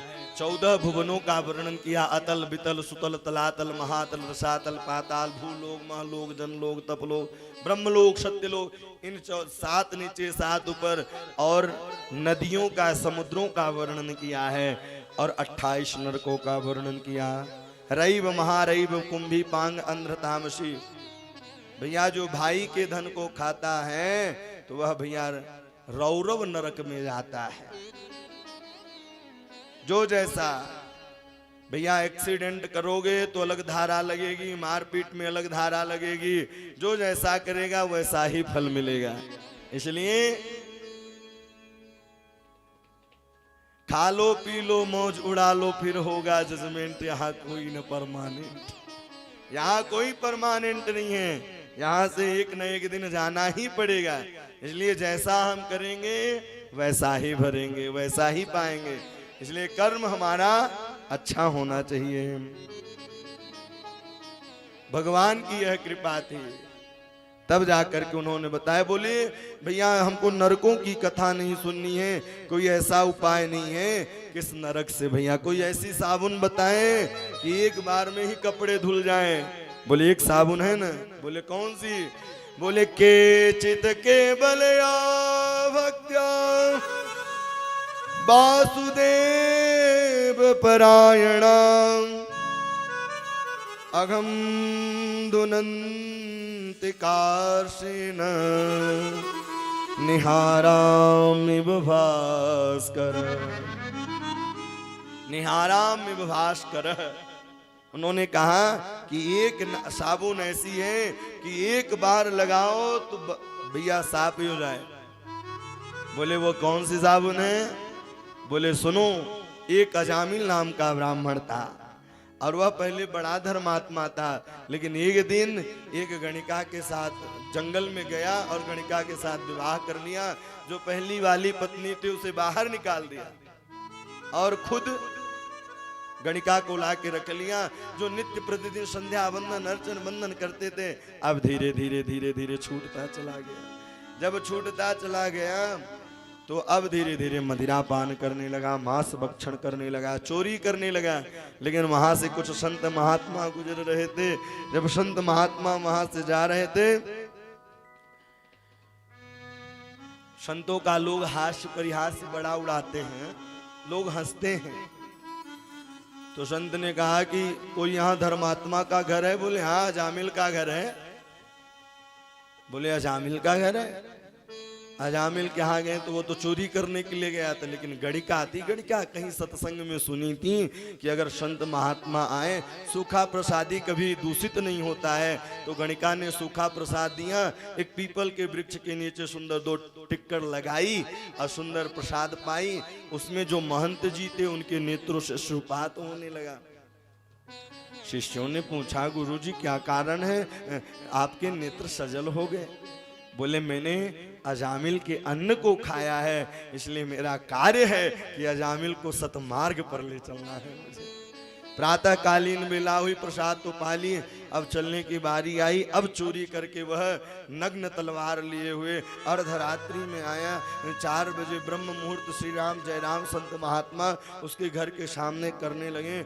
अब जैसे ही जाने की तैयारी की, वक्त अजामिल जगह। बोले भैया कुछ दक्षिणा भी दोगे? बोले शुक्र मनाओ कि दंड कमंडल बचा है। बोले दक्षिणा मुझे कुछ नहीं चाहिए, दक्षिणा केवल एक चाहिए कि आप अपने पुत्र का नाम नारायण रख देना, अपने पुत्र का नाम नारायण रख देना, और कोई कामना नहीं है। गणिका ने कहा ठीक तो है, नाम के लिए तो कह रहे हैं, नाम रख देंगे। नाम रख दिया नारायण। लेकिन अब सोते जागते हंसते खाते पीते नारायण बेटा, नारायण बेटा, नारायण बेटा, नारायण बेटा। एक दिन यमराज के दूत आए, और जैसे ही यमराज के दूत आए उसी समय प्राण अवरुद्ध होने लगा। बोले नारायण बेटा बचाओ, नारायण बेटा बचाओ। इतने में ही भगवान के पार्षद आ गए। एक तरफ यमराज के दूत और एक तरफ भगवान के पार्षद। बीच चारपाई में सुंदर लेटा हुआ है अजामिल। दोनों आपस में वार्तालाप करने लगे। बोले कहाँ से काले कलूटे धरे धराए आए हो? उन्होंने कहा तुम कहाँ से ये चमकीले चमकीले वस्त्र पहन के आए? बोले हम तो भगवान के पार्षद हैं। बोले गलती हो गई, ये तो बड़ा पापी है। बोले नहीं, अंत समय नाम को लिया है। अजामिल सोचता रह गया, और यमराज के दूत यमराज के पास गए। बोले सरकार बता दो किसको लाना है, किसको नहीं लाना है? बोले उसको लाना है। किसको? बोले जिह्वानि भक्ति भगवत गुण नाम ध्येय चेतस्मरस्तश्चरणारविन्दम् कृष्णाय ते नमति अक्षरैकदापि तानाय मध्वमतस्ते कृत विष्णु कृत्य। भगवान की नाम की महिमा अनोखी है भैया। बड़े बड़े ऋषि महात्मा भी कहते हैं कहाँ हूँ कहाँ लगी नाम बड़ाई, कहाँ हूँ कहाँ लगी नाम बड़ाई, कहाँ हूँ लगी नाम बड़ाई, कहाँ कहाँ लगी नाम बड़ाई। राम न सकहीं राम गुण गाए, राम न सकहूँ राम गुण गाए। जन्म जन्म मुनि जतन कराए, जन्म जन्म मुनि जतन। अंत राम कहिया बदनाई, अंत राम कहिया बदनाही, कहिया बदनाई, अंत राम कहिया बदनाई। इसलिए बड़े बड़े ऋषि महात्मा केवल एक ही ध्यान। उसी प्रकार से आप भी प्रभु से निवेदन करिए, भगवान से निवेदन करिए कि हे प्रभु मेरे घर में आइए और मेरे घर में विराजिए, मेरे घर में रहिए। मेरा छोटा सा परिवार हरिया जाओ एक बार, मेरा छोटा सा परिवार, हरि आ जाओ एक बार। मेरा छोटा सा परिवार, हरि आ जाओ एक बार। भगवान से आप भी उनके सामने गुनगुनाइए, रोइए, गाइए कि हे प्रभु, मेरा छोटा सा यह परिवार है, मेरी पिंगड़ी बनाइए, मुझे संसार सागर से मझधार से पार करिए। मेरा छोटा सा परिवार, हरि आ जाओ एक बार। मेरा छोटा सा परिवार, हरि आ जाओ एक बार। हरि आ जाओ, हरि आ जाओ, हरि आ जाओ, हरि आ जाओ, हरि आ जाओ, हरि आ जाओ, हरि आ जाओ, हरि आ जाओ, हरि आ जाओ, हरि आ जाओ, हरि आ जाओ, हरि आ जाओ। मेरी बिंगड़ी पार लगा जाओ, मेरी बिगुड़ी पर आ जाओ। मेरा छोटा सा परिवार, हरि आ जाओ एक बार। मेरा छोटा सा परिवार, हरि आ जाओ एक बार।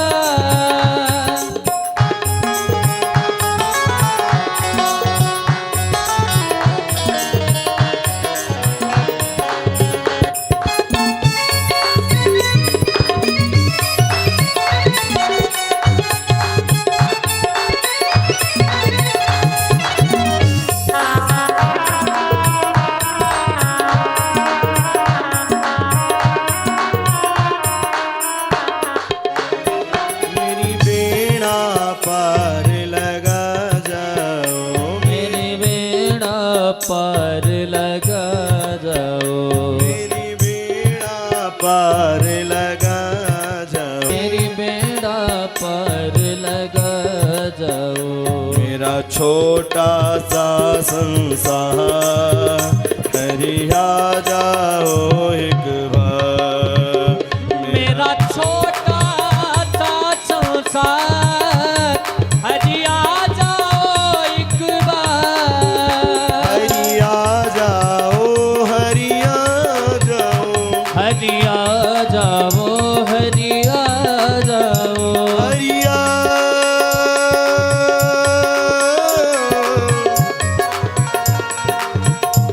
साथी संगत तज गए, को दिए न साथ, गुरु नानक कह गए, सबके दातार। हरि आ जाओ, हरि आ जाओ, हरि आ जाओ, हरि आ जाओ। मेरा छोटा सा परिवार, हरि आ जाओ एक बार।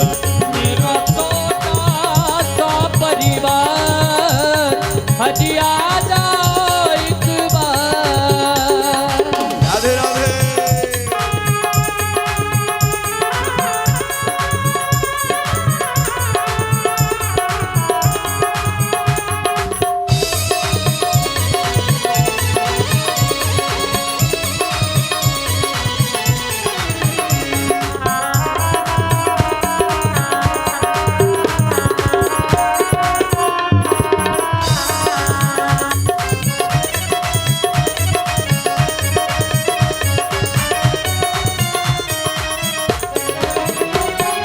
लाखों को तुम दर्श दिखाया, लाखों को तुम दर्श दिखाया।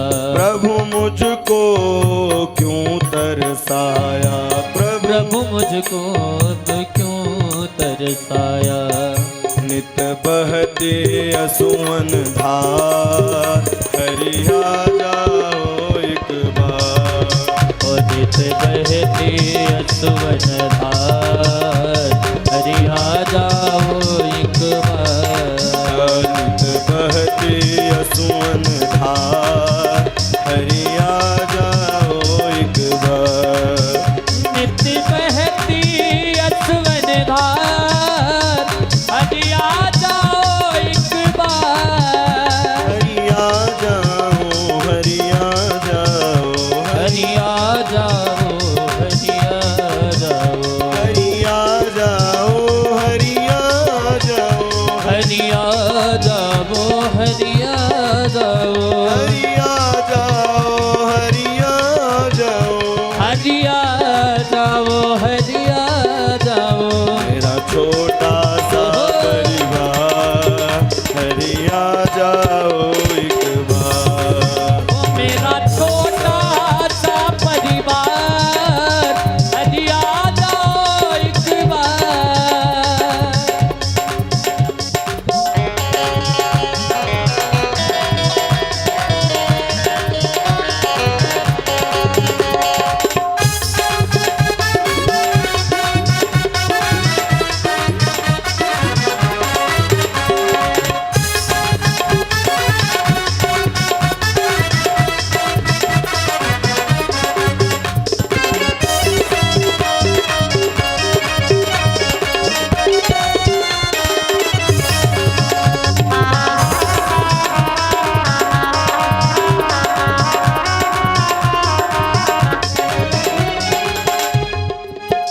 जब याद तुम्हारी आती है, जब याद तुम्हारी आती है, जब याद तुम्हारी आती है, जब याद तुम्हारी आती है, तन मन की सुध बिसराती है, तन मन की सुध बिसराती है। जब याद तुम्हारी आती है, जब याद तुम्हारी आती है, तन मन की सुध बिसराती है, तन मन की सुध बिसराती है। रह रह के मुझे तड़पाती, हरिया जाओ एक बार।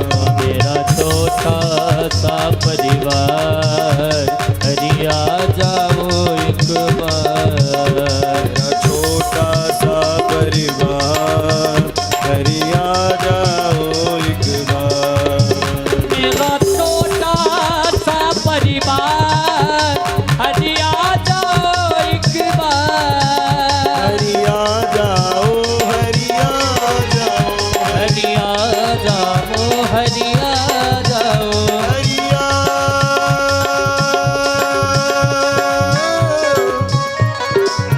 हरिया जाओ,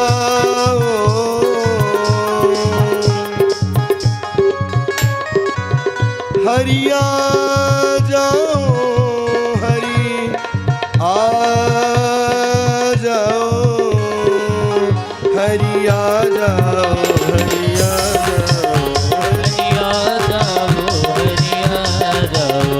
मेरा छोटा सा परिवार, हरिया जाओ एक बार। मेरा छोटा सा परिवार, हरिया जाओ एक बार। हरिया जाओ एक बार, हरिया जाओ एक बार। हरिया जाओ एक बार। हरिया जाओ एक बार।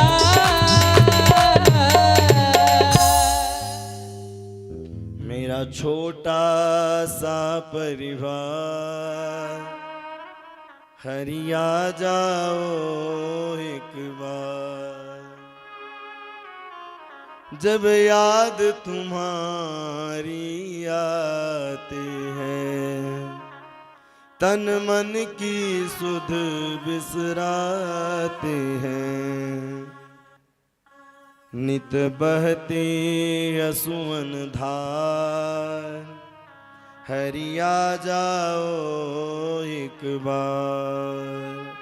आप भी प्रभु से निवेदन करें, विनती करें, प्रार्थना करें कि हे प्रभु, ना ही आपकी पूजन जानता, न अर्चन जानता, न वंदन जानता।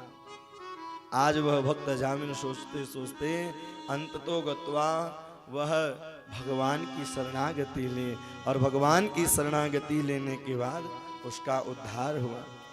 राजा परीक्षित ने प्रश्न कर दिया कि प्रभु, आपने कल दक्ष की कथा सुनाई, उसके बाद आपने सुनाई नहीं प्रचेता गणों के बाद।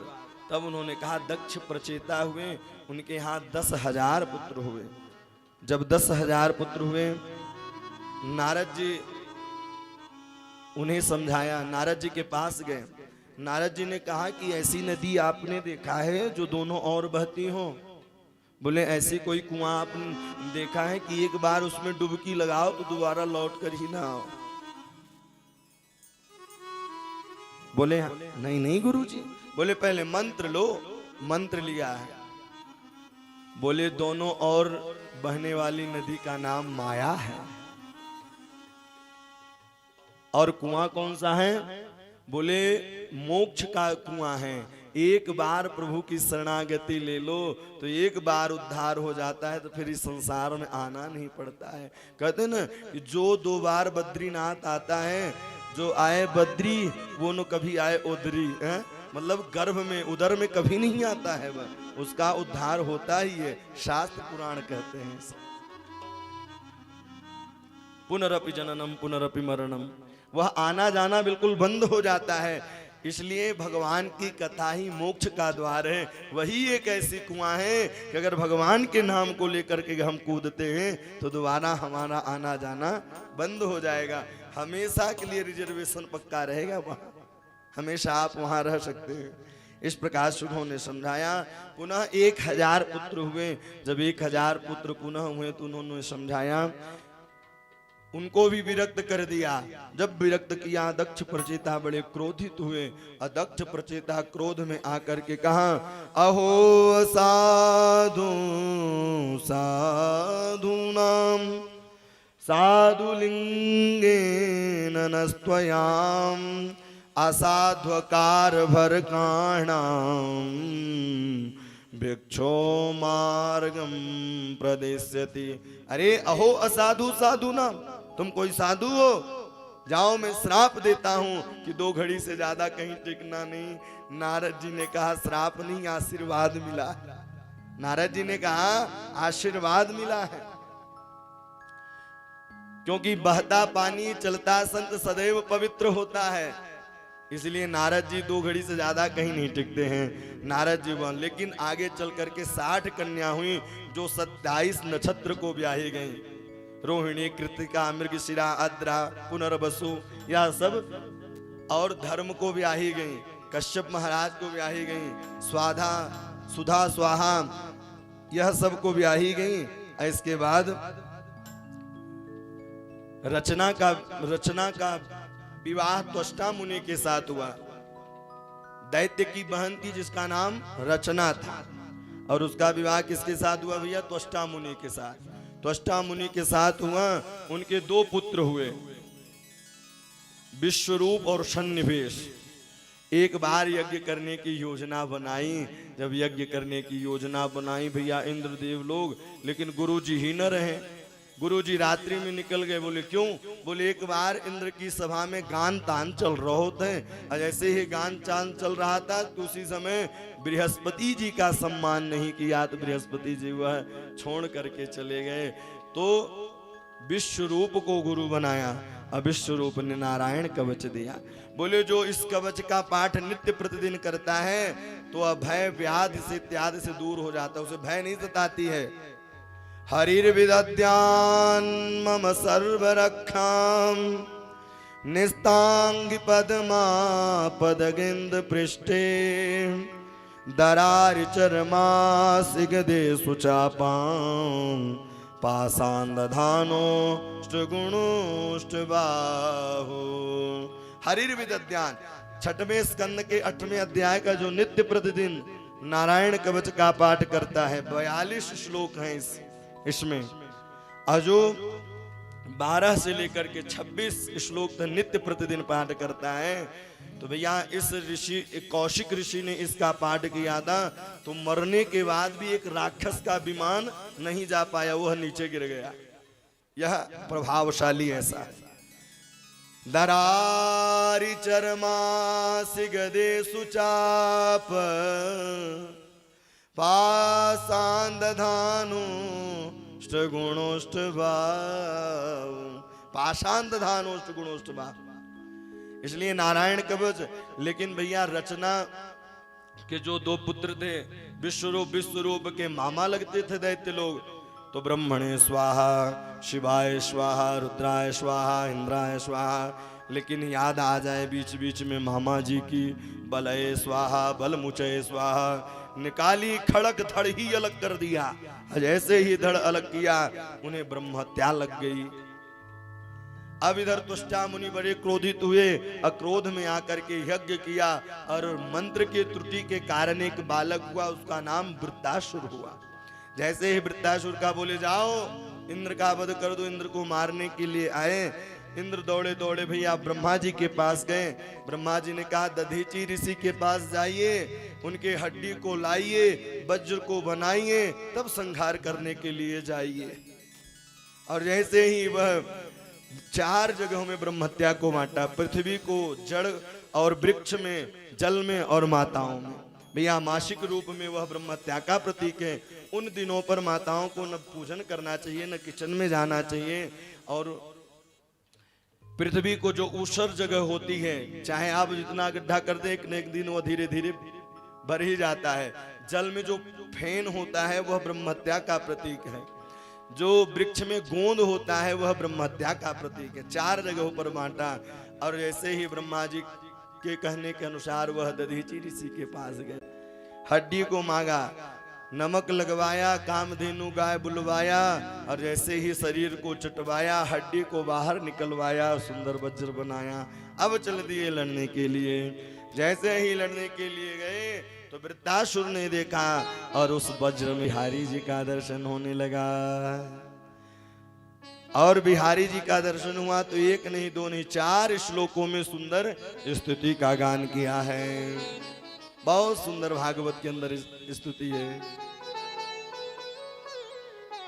अहम अहम हरेर्तव पादैक रूप, अहम हरेर्तव पादैक रूप, दासोनुदातो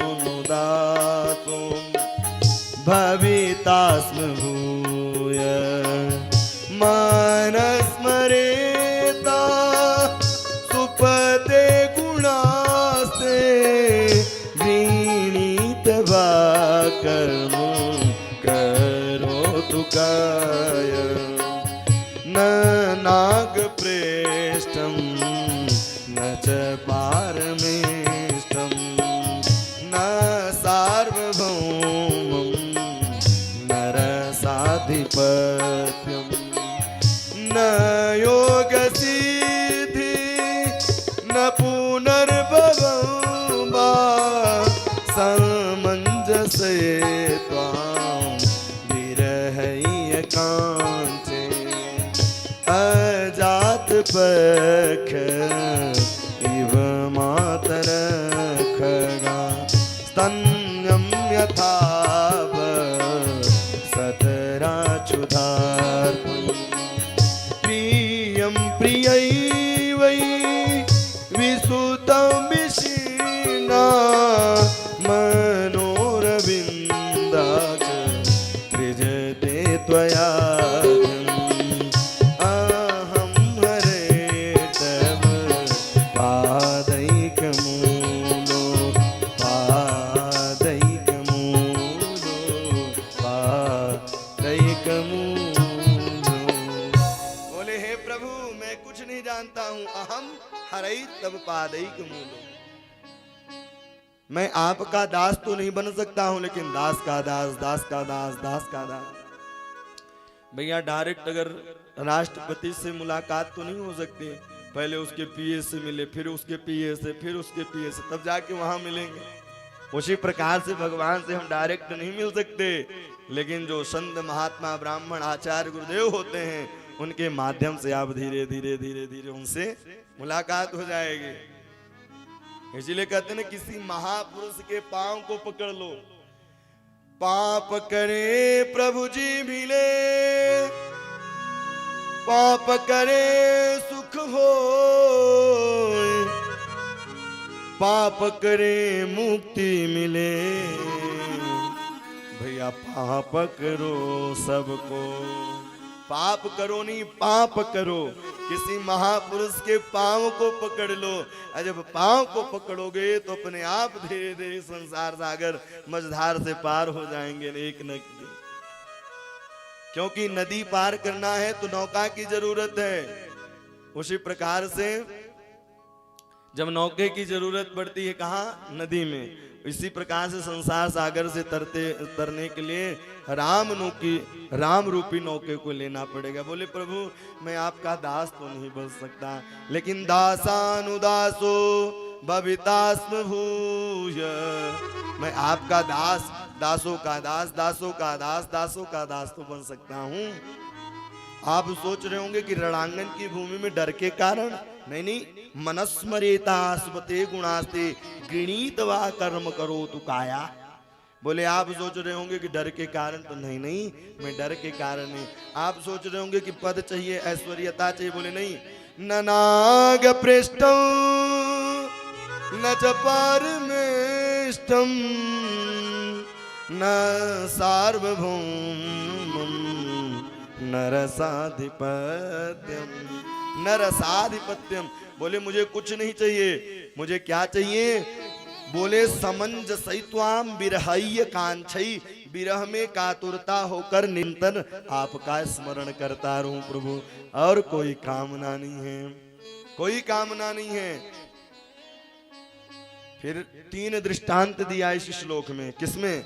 बोले अजाक्ष इव मातर खगा स्तन्यम यथाव सतरा क्षुधार्त। अजात पक्ष इव मातर खगा, जिस प्रकार से जब पक्षी अपने पिजड़े को छोड़ करके चली जाती है, वहां छोटे छोटे पक्षियां रहती हैं, भय से भयभीत होती रहती हैं, कहीं कोई आए न पकड़ न ले। बोले तो भय से तो भजन नहीं होता, भय से तो भूतों को भजा जाता है। बोले ये दृष्टांत विकार है। फिर वत्सतराम क्षुधार्तः, जिस प्रकार से गैया जब जंगल में चरने चली जाती है तो जैसे ही दिन डूबने लगता है तो बछड़ा याद करता है। बोले ये तो भूख की भक्ति है। बोले ये भी भक्ति बेकार है। तीसरा दिया है दृष्टांत कि प्रियम प्रियैवै विसुतं विष्णाम, प्रियम प्रियैवै, जिस प्रकार से पिया परदेश चला जाए तो प्रियतम निस्वार्थ दिन प्रतिदिन याद करती रहती। जैसे एक पत्नी एक गोपी उसके स्वामी जी ने कहा मैं 10 दिन में आ जाऊंगा। बोले 10 दिन कितने दिन को कहते हैं? 10 दिन। तो दीवार में 10 लाइन खींच दे। बोले जब सुबह हुआ करे तो 1 लाइन मिटा दिया करो। 1 दिन, 2 दिन, 8 दिन, और जैसे 9वां दिन आई तो हृदय का तड़पण सहा नहीं जा रहा है। अगर छोटी सी बिल्ली भी आए गेट के पास, खट्ट से करे तो झट्ट से पहुंच जाए।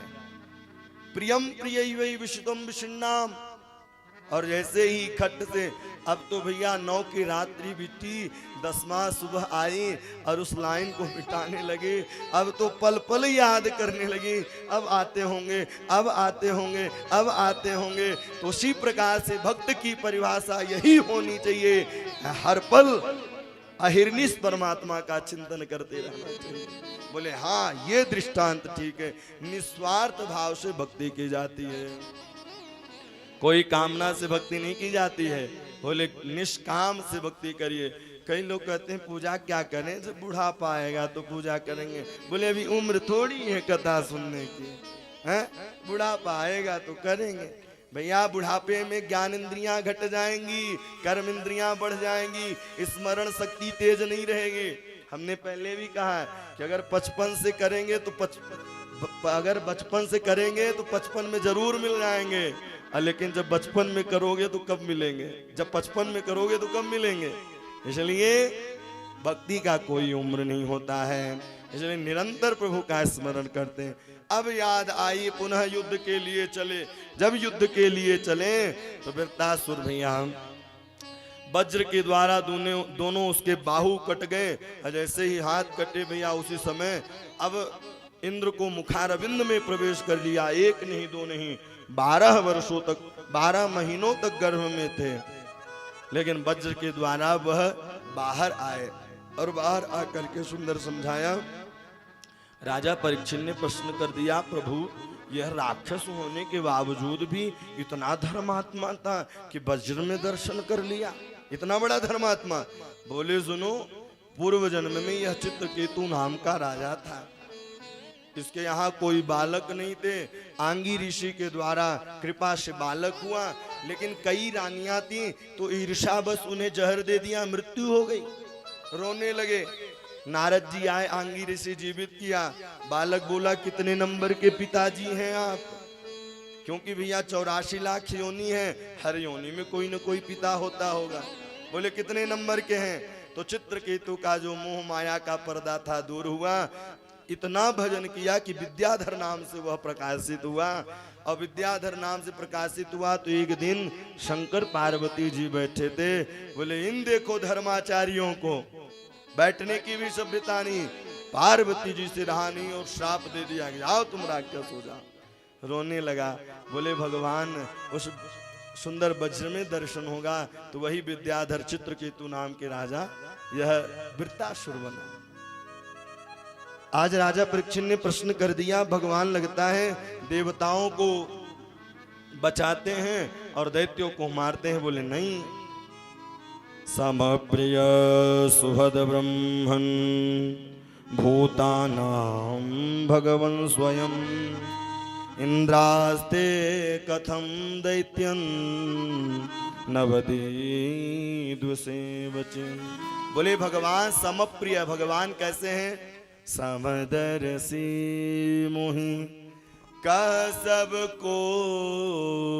भगवान कैसे हैं? समदर्शी हैं। उनके लिए भैया प्रहलाद को बचाया था। बोले प्रभु ये प्रहलाद कौन थे? तब याद दिलाई और उन्होंने कहा कि जब हिरण्याक्ष का 2 भाई थे, हिरण्यकश्यपु और हिरण्याक्ष, जब हिरण्याक्ष की मृत्यु हो गई तो हिरण्यकश्यपु का विवाह हुआ, लेकिन उसके मन में ईर्ष्या द्वेष भावना भरी रह गई। नारायण मिले मार दूं, नारायण मिले मार दूं, नारायण मिले मार दूं। एक बार तो भैया भद्रकाली की स्तुति करने के लिए गया और कयादुम ने पूछा कहाँ जा रहे हो? बोले वरदान लेने के लिए, तपस्या करने के लिए जा रहा हूं। जैसे ही वह आगे गए, बैठ गए, और जैसे ही बैठे तो वहां जाकर के ओम चामुंडायै नमः, ओम चामुंडायै नमः। इतने में एक तोता उड़ता हुआ आया। नारायण कह, नारायण कह, नारायण कह बाबरे। नारायण कह, नारायण कह, नारायण कह बाबरे। और जैसे ही उन्होंने समझाया, पुनः वो बैठ गए। पुनः वह तोता समाधि कुलित, पुनः वो तोता उड़ गया। फिर बैठ गए। फिर ओम चंडिकायै नमः। पुनः वो तोता कहने लगा, नारायण कह, नारायण कह, नारायण कह बाबरे। नारायण कह, नारायण कह, नारायण कह बाबरे। नारायण को नाम ले, नारायण को नाम ले, नारायण को नाम ले, नारायण को नाम ले, नारायण को ध्यान ले, नारायण को जान ले। नारायण कह, नारायण कह, नारायण कह बाबरे। नारायण कह, नारायण कह, नारायण कह बाबरे।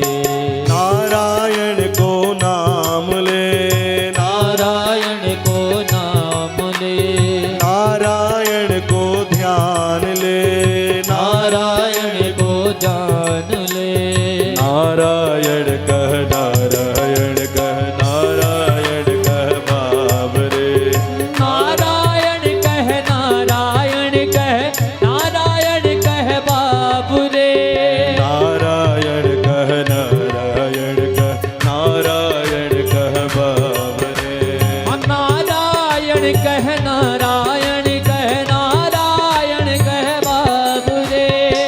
राधे राधे। दोनों हाथ उठा करके तालियों की सेवा करते हुए बद्री विशाल भगवान की।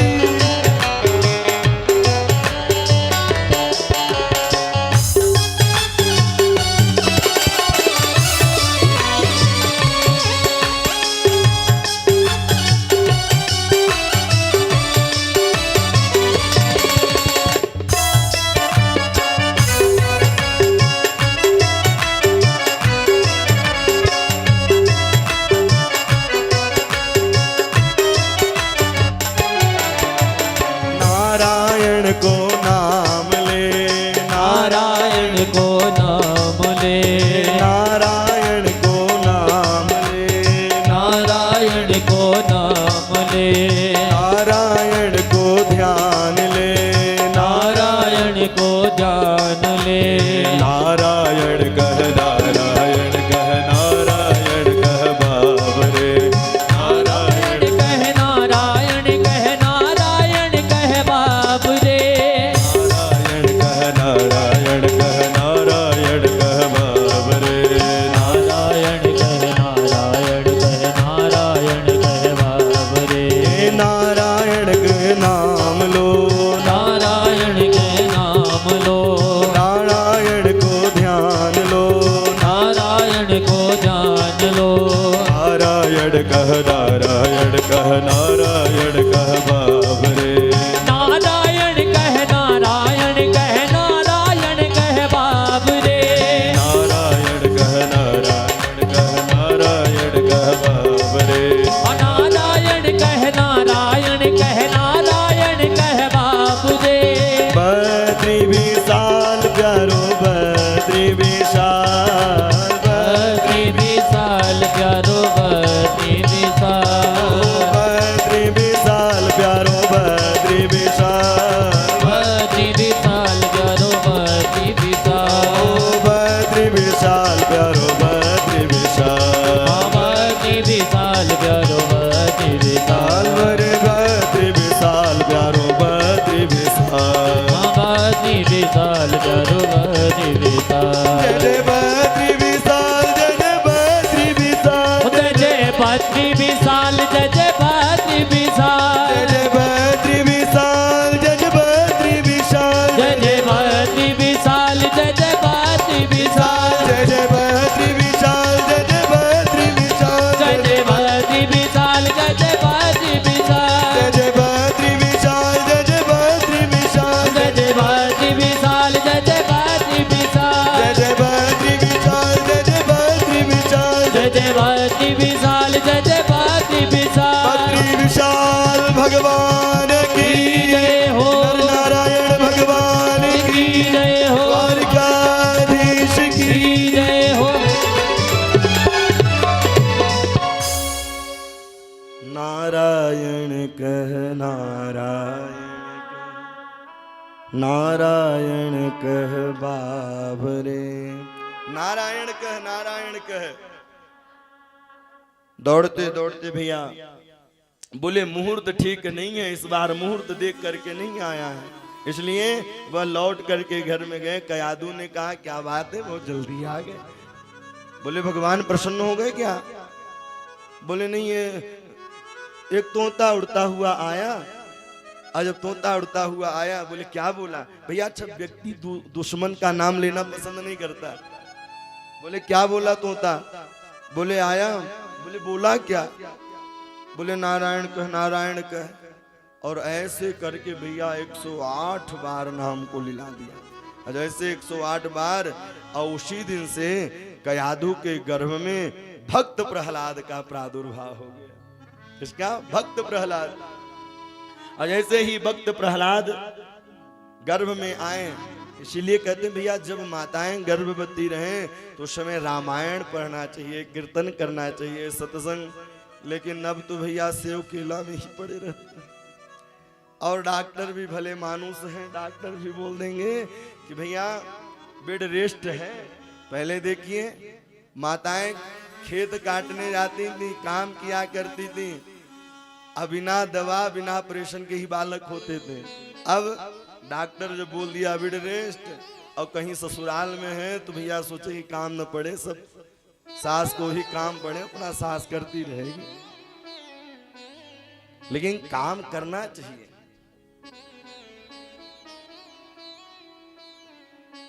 अब पुनः वह गए और एक नहीं दो नहीं 36,000 वर्ष तक ब्रह्मा जी की तपस्या के। ओम ब्रह्मणे नमः। जैसे ही 36,000 वर्षों तक तपस्या की, तपस्या करने के बाद भगवान ब्रह्मा जी प्रकट हुए। उन्होंने कहा वरदान मांगो। हिरण्यकश्यपु ने वरदान मांगा कि अजर अमर हो जाऊं। बोले सरकार अजर अमर तो हम ही नहीं है, तो आप कहां से होंगे।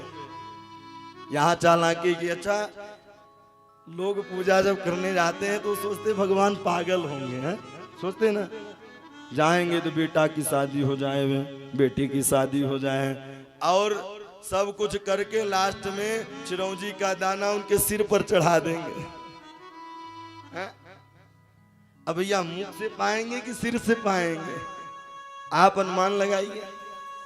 लो पर्चा बना करके जाएंगे, ये हो जाए वो हो जाए, तीर्थों में ये मांग ले वो मांग। तीर्थ में जाएं तो केवल एक चीज मांगे कि हे प्रभु आस लगी रहे यह, आस लगी रहे यह,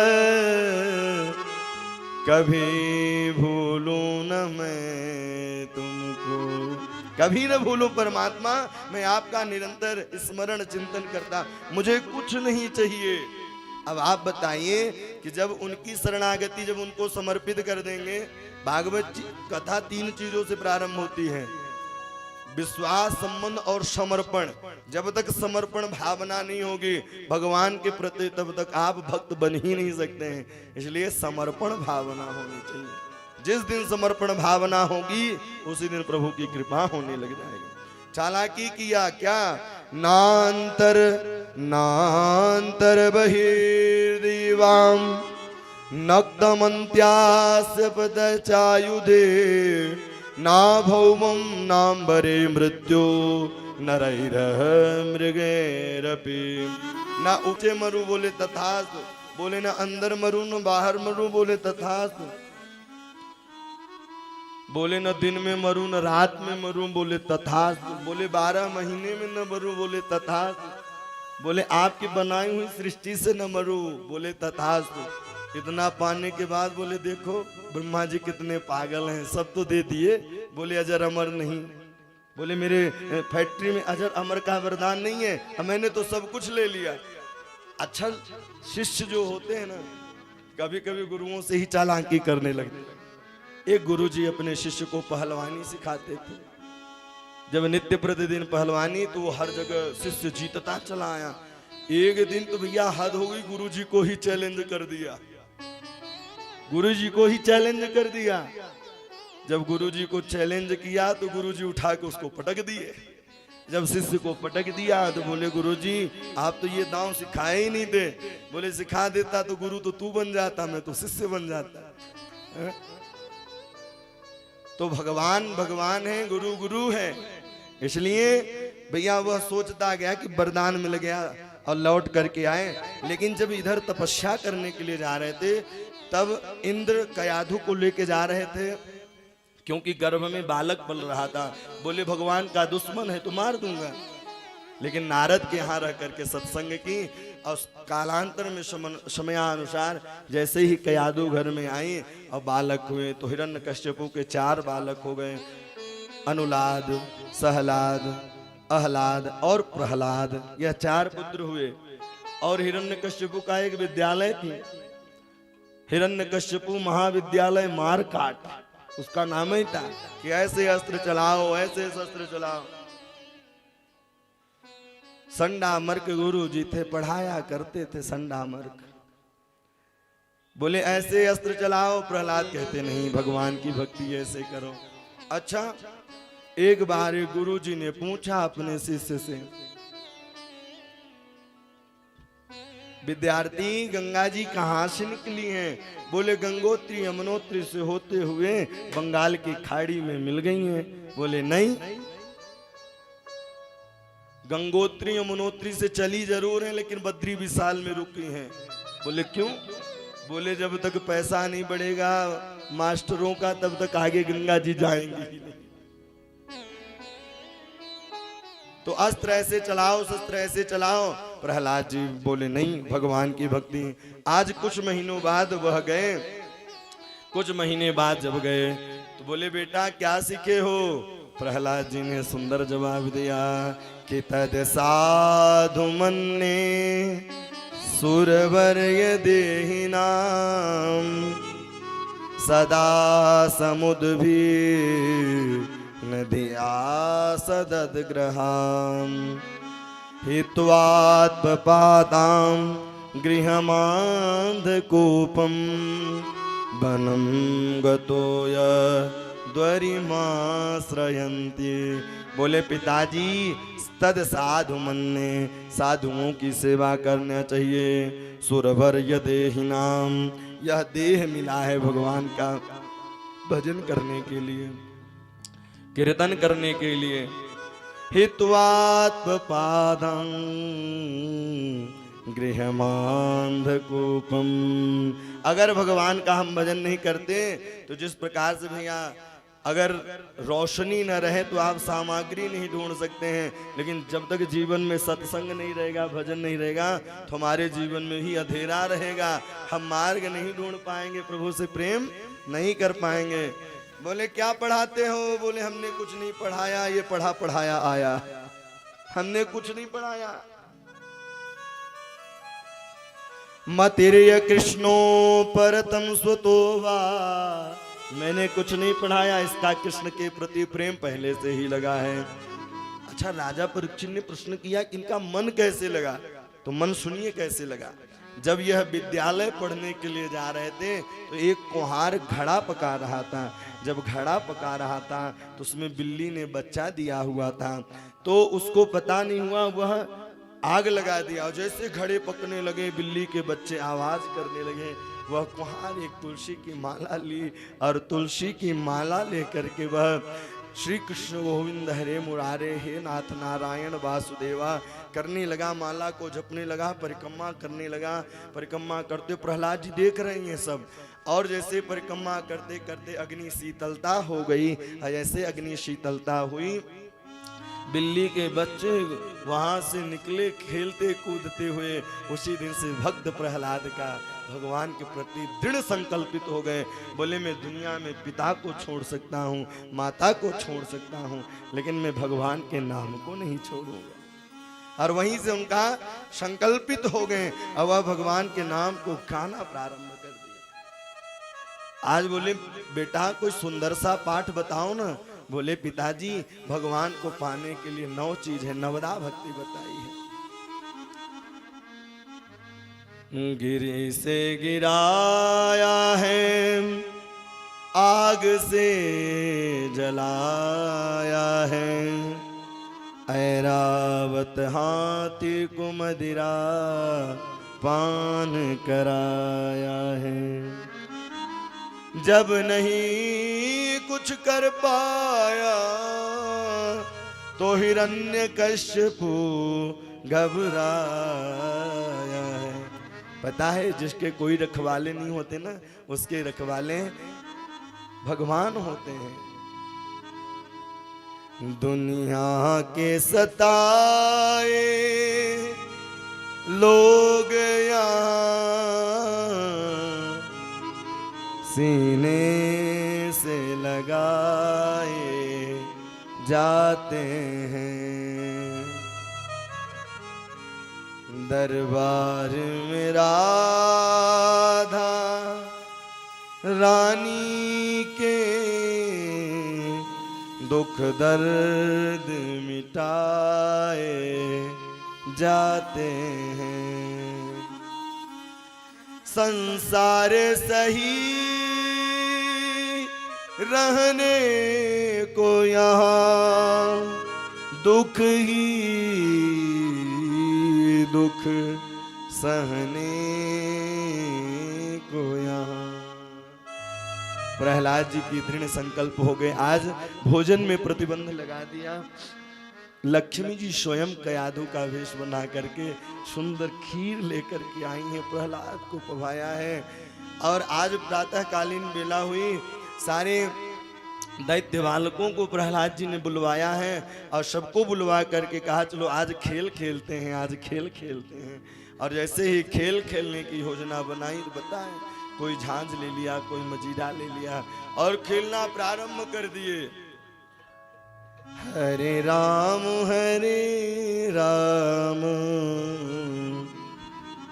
राम राम हरे हरे, हरे राम राम राम हरे हरे। आप ही गाइए। हरे कृष्ण कृष्ण कृष्ण हरे हरे, हरे कृष्ण कृष्ण कृष्ण हरे हरे। हरे राम राम राम हरे हरे, हरे राम राम राम हरे हरे। हरे कृष्ण कृष्ण कृष्ण हरे हरे, हरे राम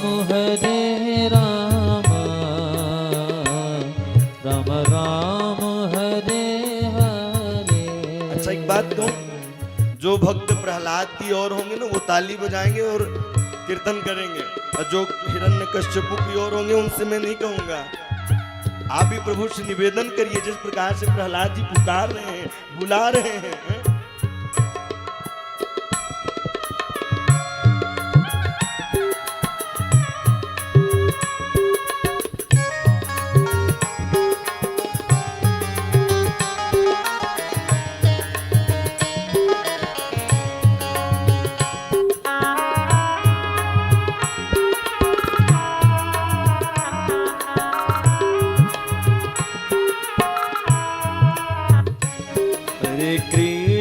हरे कृष्ण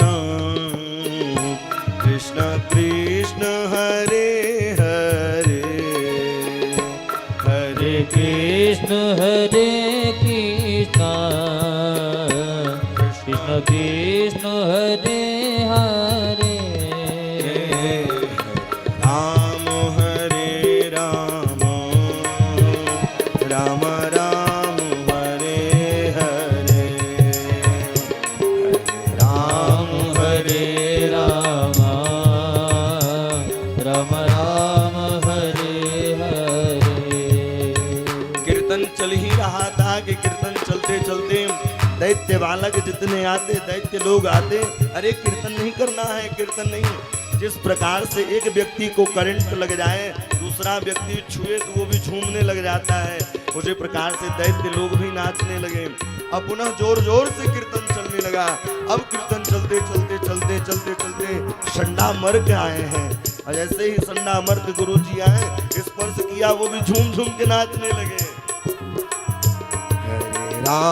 हरे राम राम राम हरे हरे, हरे राम राम राम हरे हरे। हरे कृष्ण कृष्ण कृष्ण हरे हरे, हरे कृष्ण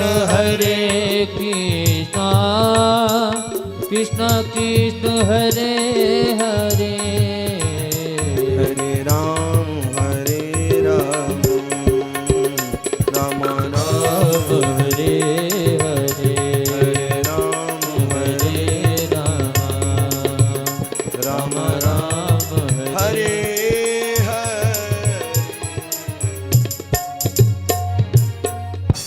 हिरण्यकश्यप जैसे ही पहुंचा, बता तेरा भगवान कहाँ है? बोले पिताजी आपका प्रश्न ही गलत है, भगवान है कहाँ नहीं।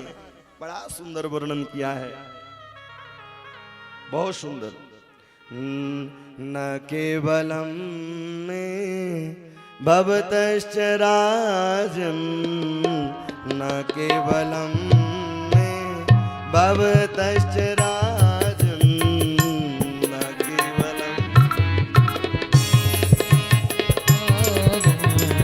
सवैबलम बलिना चापरे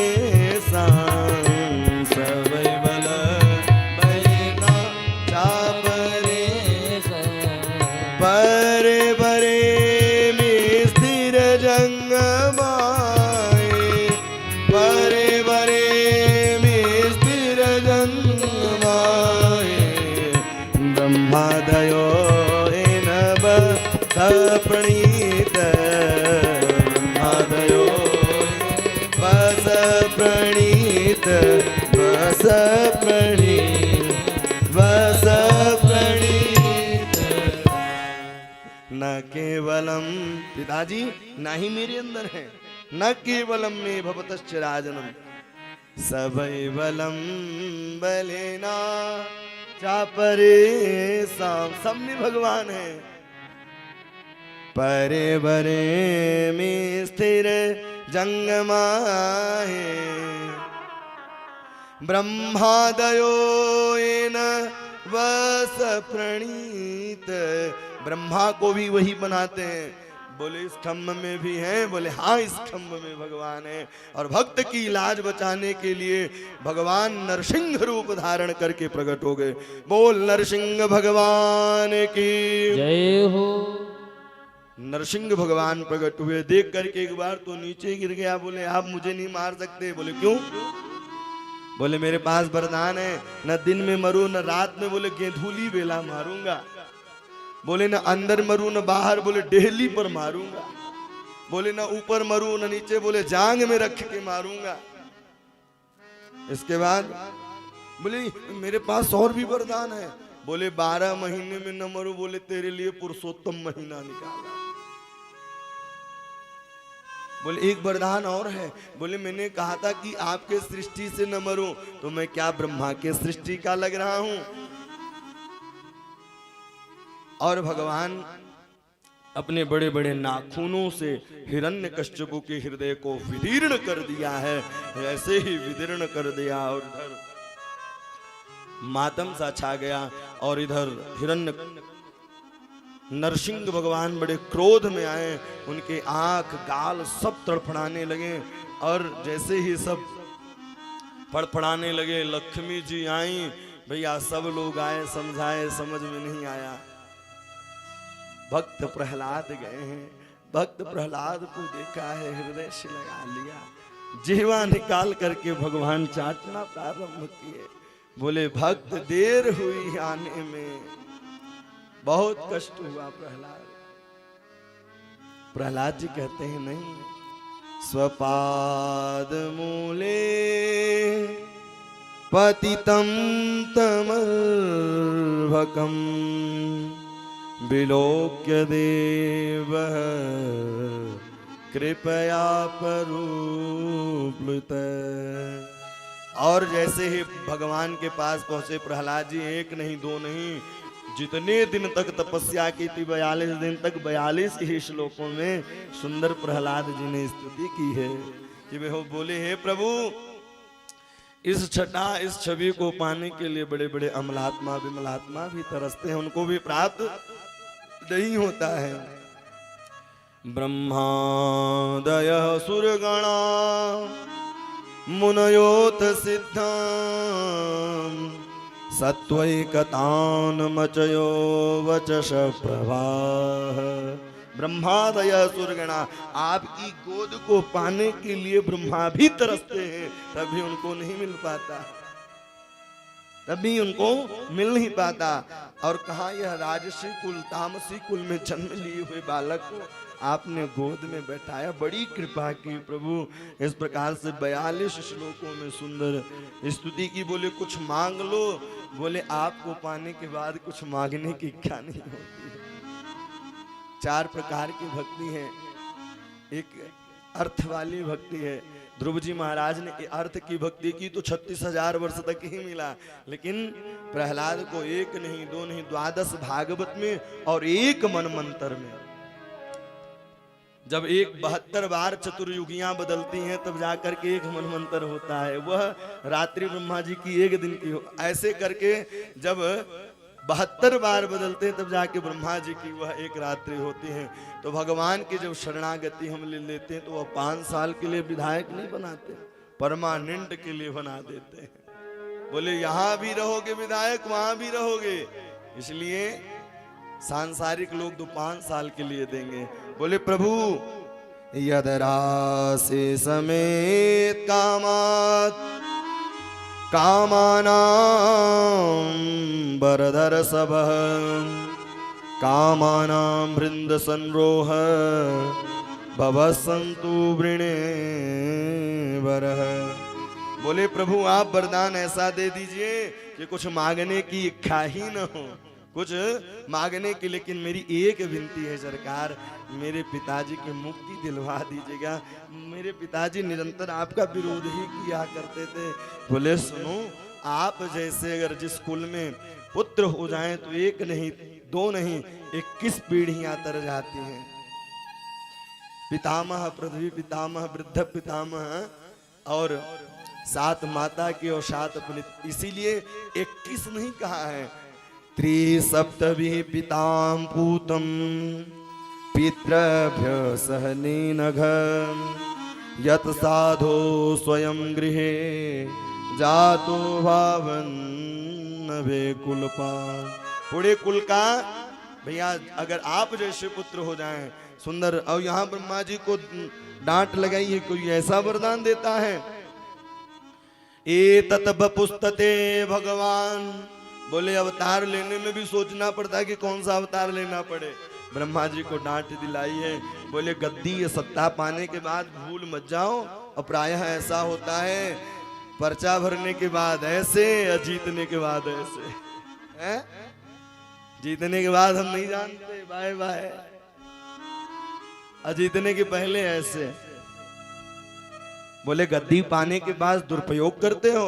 ब्रह्मा जी को खूब डांट लगाई है। आगे चल करके 4 आश्रमों का वर्णन किया और 7वें स्कंद को विश्राम के 8वें स्कंद में प्रवेश की भगवती कथा। बोल वृंदावन बिहारी लाल की। 14 मनमंत्रों की कथा है। 1 मनमंत्र में नर नारायण की कथा, 1 मनमंत्र में यज्ञ नारायण की कथा और 1 मनमंत्र में गज और ग्राह की कथा आती है। गज ग्राह और कोई नहीं है भैया। किसकी कथा है? बोले हमारी और आपकी ही तो कथा है। आसिर गिरवरो राजन त्रिकूटः इति विश्रुतः। एक त्रिकूट नाम का पर्वत था, उसमें एक गजराज रहा करता था और वह गजराज इतना बलवान था कि 10,000 हाथियों का बल उसमें अकेले था। और वह गजराज सुंदर रहा करता था, किलोल किया करता था। एक दिन सरोवर में स्नान करने के लिए गया और जैसे ही सरोवर में स्नान करने के लिए गया कि वहां ग्राह आया और ग्राह आकर के गजराज के पांव को पकड़ लिया। अब धीरे धीरे धीरे धीरे खींचना प्रारंभ कर दिया। पत्नियों ने देखा, बच्चों ने देखा, वहां से वह चले गए। कहने का तात्पर्य यह है कि भैया यहाँ अपना कोई नहीं है। और यही हमारे आपके साथ ही दशा होती है।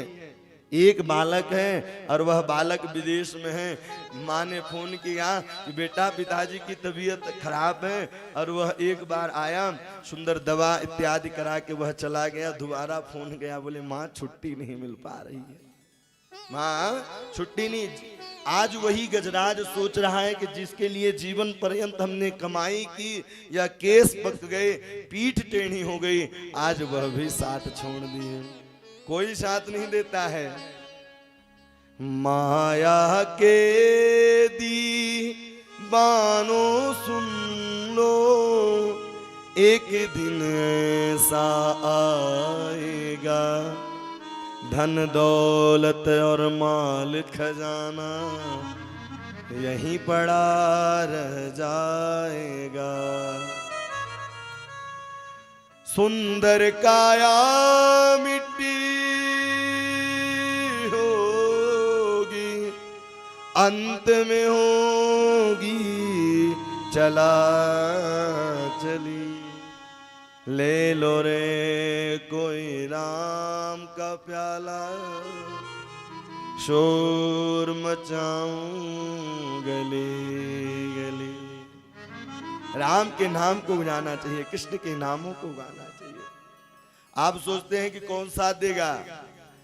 परिवार, संबंध, सगे संबंधी केवल द्वार तक, अर्धांगनी भी बढ़ेगी मकान तक। परिवार वाले साथ देंगे केवल स्मशान तक। बेटा जो खास होगा वह भी हक निभाएगा अग्निदान तक।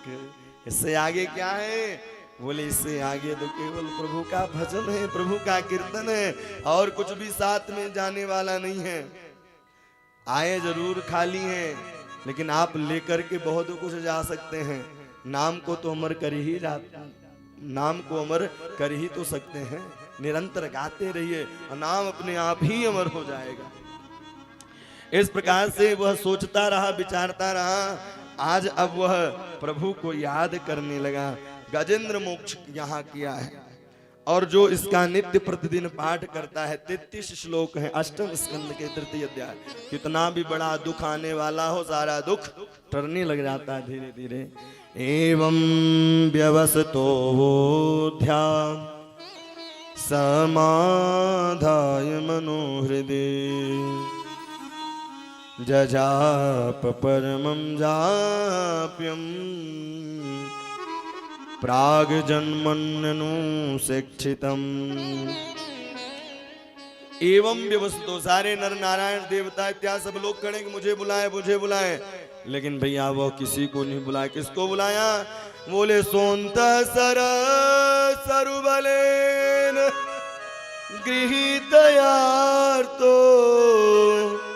दृष्टा करोत्मति हरिम खौपात चक्रम।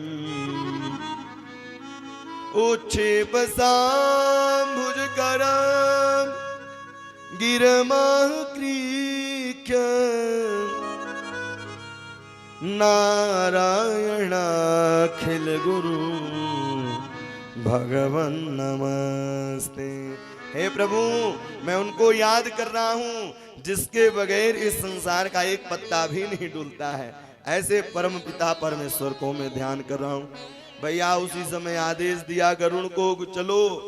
गरुड़ को जैसे कहा चलो, तो भैया उनको अभिमान आ गया, मेरे बगैर भगवान जाते नहीं। तर्जनी गोली रखी, बोले उड़ो, फड़फड़ाने लगे, उड़ ही नहीं पाए। अस अभिमान जाई जन भोरे, अस अभिमान जाई जन भोरे, अस अभिमान जाई जन भोरे, अस अभिमान जाई जन भोरे। मैं सेवक मैं सेवक रघुपति पद मोरे। अस अभिमान जाई जन भोरे, अस अभिमान जाई जन भोरे। गरुड़ कहने लगा कि प्रभु अगर आपकी कृपा नहीं होगी तो मैं उड़ भी नहीं पाऊंगा, चल भी नहीं पाऊंगा, बैठ भी नहीं पाऊंगा। अब वह भगवान की शरणागति हुई, और शरणागति होने के बाद फिर इसके बाद शरणागति ली, और शरणागति लेने के बाद उधर आए और ग्राह सहित गजराज को बाहर निकाला। और बाहर निकाला और जैसे ही बाहर निकाला भैया तो पहले ग्राह का उद्धार किया और ग्राह का उद्धार करने के बाद गजराज का उद्धार किया। सुखदेव जी कहते हैं राजन देखो, एक ने पांव पकड़ा, एक ने पांव नहीं पकड़ा, तुझे हाथी बनना पड़ा, और एक ने पकड़ लिया तुझे ग्राह बनना पड़ा। मतलब कहने का तात्पर्य यह है कि भैया पांव भी सोच समझ करके पड़ना चाहिए। अब जैसे आप हरिद्वार के रेलवे स्टेशन में पहुंच जाएं, अब 1 नंबर में आप मिल जाएं अपने गुरुजी से, और 2 नंबर में गाड़ी हारन दे रही चलने वाली है। अब उस समय गुरुजी से मिले, बोले वाह गुरुजी बड़ी कृपा की, उस समय आशीर्वाद निकलेगा कि ट्रेन का ध्यान रहेगा। तो पांव पड़ने का भी विधान है, कब पड़ना चाहिए। देवल मुनि के इंद्रद्युम्न नाम के राजा थे, और वह आंगी ऋषि सुंदर वहां पूजन पाठ इत्यादि कर रहे थे। उन्होंने प्रणाम नहीं किया, बोले राजा होकर के ब्राह्मण का सम्मान नहीं करता, जा गजराज बन जा। अदेवल मुनि के पांव को पकड़ लिया, हुआ नाम के गंधर्व थे, उन्हें ग्राह बनना पड़ा। प्रभु ने गज और ग्राह का उद्धार किया है। उद्धार करने के बाद अब भगवान धीरे धीरे आज दुर्वासा जी नारायण के पास गए। नारायण ने सुंदर माला पहनाई, और माला पहनाते ही यदा दुर्वासा संसापात सेन्द्रालोकस्त्रयो नघा, इंद्र के पास आए माला पहन करके। इंद्र ने सुंदर 56 प्रकार भोजन जिमायो है, और जैसे ही भोजन जिमायो भैया प्रसन्न होकर के माला पहना दी। इंद्र ने कहा कि मैं इंद्र हूं, एक राजा हूं। इन्होंने अपनी माला पहना दी, माला उतार के नीचे फेंक दी। गजराज ने उसे कुचल दिया। दुर्वासा ने श्राप दे दिया कि संत की माला का अपमान किया, जा श्रीहीन हो जा। और जैसे ही श्रापित किया इंद्र को, और इंद्र को श्रापित करते ही भैया दर दर भटकने लगे। तब उन्होंने कहा समुद्र मंथन करो, समुद्र मंथन की योजना बनाए। समुद्र मंथन करने के लिए आते हैं भैया। दैत्य दानव जो थे आपस में लड़ा करते थे, भगवान के पास गए, बोले समुद्र मंथन दोनों लोग मिलके करोगे तभी संपन्न होगा। देवता लोग आए, दैत्यों से कहा कि सुनो, पिताजी तो एक ही हैं, माताजी अलग अलग हैं, दिति और अदिति। तो ऐसा करते हैं, मंथन करते हैं, अमृत निकलेगा, हम लोग पान कर लेंगे, लड़ते झगड़ते रहेंगे, मृत्यु नहीं होगी। लालच बुरी बलाए, ते नागराज मंत्र फल भागेन वासुकी, परिवीर्यम गिरे तस्मिन् नेत्रबन्ध्रिमुतान्विदः। वासुकी नाग के पास गए, मंदराचल पर्वत को लाई, और जैसे ही मंदराचल पर्वत को लेकर के आए, घर्षण प्रारंभ किया, समुद्र मंथन। भैया उसी समय उन्होंने कहा कि हम आगे की तरफ पकड़ेंगे, पीछे की तरफ नहीं। तो जब घर्षण प्रारंभ हुआ तो वासुकी नाग से जहर निकलता गया, आधे तो उसी समय गोविंदाय नमो नमः हो गए। मंथन करते करते करते करते भैया अब विष निकला है। कौन पिए? सब भोले बाबा के शरणागति ली है। देव देव महादेवम भूतात्मा भूत भवनम त्राहिणाम शरणाम पन्न त्रैलोक्या दहना त्राहिमाम त्राहिमाम। बोले किस कारण आए हो? बोले जहर पीना है। बोले सुनती हो जहर पिलाने के लिए लाई है, क्या कहती हो आप? बोले जिसमें भलाई हो वही काम करो। भगवान भोले बाबा जी आए हैं और नाम प्रभाव जान शिवने को, नाम प्रभाव जान शिवने को, नाम प्रभाव जान शिवने को, ओ नाम प्रभाव जान शिवने को, नाम प्रभाव जान शिवने को, नाम प्रभाव जान शिवने को। काल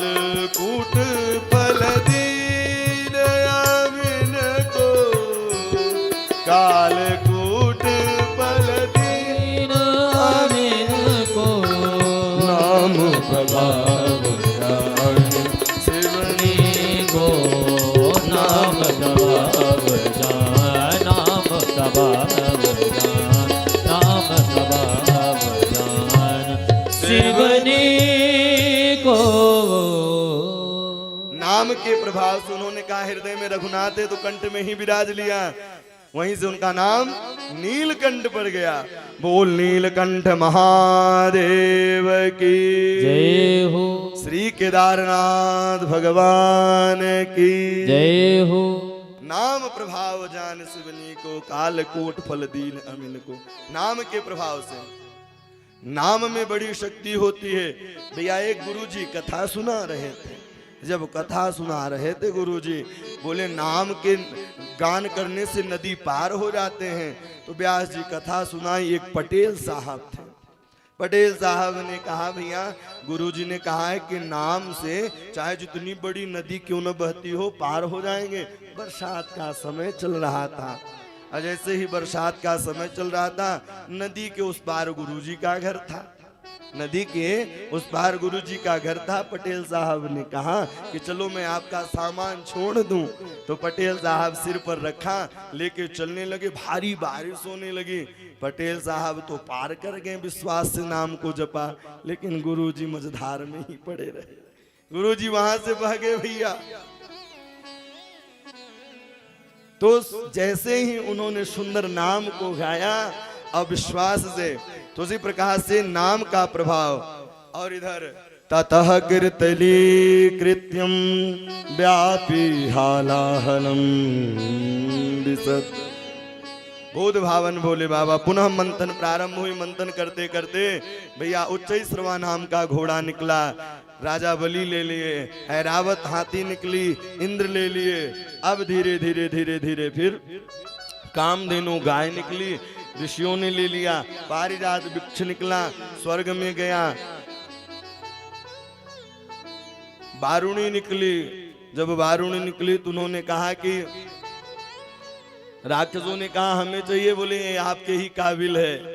अब तो धीरे धीरे भैया लक्ष्मी जी निकली। बोल लक्ष्मी मैया की जय हो। लक्ष्मी के लिए तो लड़ाई चलती ही रहती है। सब ने कहा हम लेंगे हम लेंगे, सारे बाबा बैरागी सन्यासी सब बैठ गए, बोले हम लेंगे। तो उन्होंने कहा वर्ण स्वयं करेंगे। तो भैया लक्ष्मी तो केवल नारायण की होती हो, नारायण के साथ उनका सुंदर माल्यार्पण हुआ, विवाह हुआ। आगे चल करके अमृत का सुंदर अमृत निकला, धन्वंतरी भगवान लेकर के निकले अमृत का कलश। बोल धन्वंतरी भगवान की जय हो। अमृत का कलश लेकर के जैसे निकले, और अमृत का कलश जब लेकर के निकले भैया उन्होंने कहा हम लेंगे, लेकिन झपट्टा मार के दैत्य लोग लेके भाग गए, देवता लोग रोने लगे। तब भगवान मोहिनी रूप धारण करके प्रकट हुए। बोल मोहिनी भगवान की जय हो। मोहिनी रूप धारण करके भगवान जैसे ही भैया भेष बना करके राक्षसों के बीच में पहुंच गई, दैत्यों के। सबने कहा भाई आपस में लड़ने लगे, बोले बड़े हम हैं तो हम पिएंगे, एक ने कहा बाहुबल हम पिएंगे। आपस में युद्ध प्रारंभ हो गया। जब युद्ध होने लगा तो जैसे ही लक्ष्मी जी को देखा, देखते ही भैया बोले सुनो इसका बटन मारा यह औरत करेगी। भैया जैसे ही देखा तो बोले कि भाई आप लोग कौन हो? बोले कश्यप महाराज के बालक हैं। बोले आप लोग तो बड़े मूर्ख हो। बोले क्यों? बोले पराई स्त्री पर आप भरोसा करते हैं। इतना कहना था कि भैया किसी से कुछ लेना हो तो थोड़ा त्याग दिखा दो। अब बोले देवी जी अब आप ही को बंटवारा करना पड़ेगा। एक लाइन में भैया देवता लोग, एक लाइन में दैत्य लोग। बोले सुनो जो पतला पतला है तो देवताओं को पिला देती हूँ, जो गाढ़ा गाढ़ा है तो आप लोग पी लेना। लेकिन जैसे ही देवताओं के लाइन में एक स्वरभानु नाम का राक्षस था, वह बैठा हुआ था कि जैसे ही अमृत पहुंचे भगवान की इशारा करते करते वह राहु केतु के नाम से प्रसिद्ध हो गया। 2 ग्रह बन गए। इस प्रकार से अब देवता लोग नाम जपना बंद कर लिए। प्रहलाद के पुत्र वैरोचन, वैरोचन के पुत्र राजा बलि थे। राजा बलि अपने गुरुजी के पास गए, शुक्राचार्य जी के पास। बोले भगवान क्या मैं नहीं जीत सकता हूँ? बोले जिसके ऊपर गुरु की कृपा हो जाए, जिसके ऊपर गऊ की कृपा हो जाए, जिसके ऊपर भगवान की कृपा हो जाए, उसे कोई नहीं मार सकता। खूब गऊओं की सेवा की, संतों की सेवा। गुरु बोले अब चढ़ाई करूं? बोले बिल्कुल चढ़ाई कर दो। अब भैया त्रिलोकी जीत लिया राजा बलि। देवता लोग मारे मारे फिरने लगे। जब मारे मारे फिरने लगे, मैया अदिति रुदन करने लगी। फाल्गुनी सामले पक्षम, सुंदर फागुन का महीना आया और फाल्गुन शुक्ल पक्ष प्रतिपदा से लेकर के द्वादशी पर्यंत पयोव्रत को किया है। आज पयोव्रत किया तो भगवान इस बार वामन रूप में आते हैं। बोल वामन भगवान की तंबटुम तंबटुम वामनम देव मोदमान महर्षय। वामन रूप धारण किया। अब बोले बृहस्पति जी, भैया किसी ने छत्र दिया, किसी ने कमंडुली दी। बृहस्पति जी के पास लेके जाने लगे तो उन्होंने कहा मुझे त्रिलोकी चाहिए। अब वो भगवान तो कहाँ पहुंच गए? नर्मदा नदी के किनारे। नर्मदा नदी के किनारे जैसे ही पहुंचे, वहां यज्ञ चल रहा था, सोमा यज्ञ। भगवान की माधुर्य छटा को देख करके बोले भैया स्वागतम वो महाभाग ब्रह्मण किम परिवामिते। आइए आइए, आपका स्वागत है। स्वागत कियो है। और जैसे ही स्वागत किया, बोले क्या चाहिए? बोले कुछ नहीं चाहिए। माला जपना प्रारंभ कर दिए। जैसे ही माला जपना प्रारंभ कर दिए, माला जपते जपते जपते जपते अब धीरे धीरे त्याग दिखाना प्रारंभ किया। बोले आप कुछ ले लीजिए। बोले आप हट करते हैं तो 3 पग पृथ्वी दे दीजिए। और 3 पग पृथ्वी मांगी। बोले नाप लो। बोले संकल्प करो। संकल्प कराया है। अब भगवान ने विराट रूप धारण कियो है। अवतल वितल सुतल तलातल महातल, एक पग में नीचे और एक पग में ऊपर। जैसे ही ब्रह्मलोक में पहुंचे, ब्रह्मा जी कमंडलू में जल भर लिया और वहीं से गंगा जी का प्रादुर्भाव हुआ। बोले राजन 2 पग में तो नप गया, तीसरा? बोले सरकार धन बड़ा होता है कि धन का मालिक? बोले धन का मालिक। बोले आप 2 पग में धन नापा है, तीसरा पग पदम तृतीयम कुरु कृष्णवे निज, तीसरा पग आप मेरे सर पर रख दीजिए। बोले राजन मैं आया था छलने के लिए, लेकिन मैं स्वयं छल गया। सुतल लोक का राजा बनाया। रक्षाबंधन का समय आया, लक्ष्मी जी मांगने के लिए गई, अपना द्वारपाल दे दीजिए। आगे चल करके राजा सत्यव्रत की कथा आती है। 9वें स्कंद में कथा प्रवेश करती है। बोल वृंदावन बिहारी लाल की। 9वें स्कंद में 24 अध्याय हैं, जिसमें 12 अध्यायों में राम कथा और 12 अध्यायों में कृष्ण कथा आती है। आइए भैया, राम कथा प्रवेश करने से पहले थोड़ी संतों की महिमा गा ली जाए। है ये संतों का प्रेम डगर है, यहाँ संभल कर आना जी। ये संतों का प्रेम डगर है, यहाँ संभल कर आना जी। ओ जो भी आए इस दर पर, जो भी आए इस दर पर, जो भी आए इस दर पर, जो भी आए इस दर पर, हो जाए दीवाना जी, हो जाए दीवाना जी। ये संतों का प्रेम डगर है, यहाँ संभल कर आना जी। ये संतों का प्रेम नगर है, यहाँ संभल कर राधे राधे।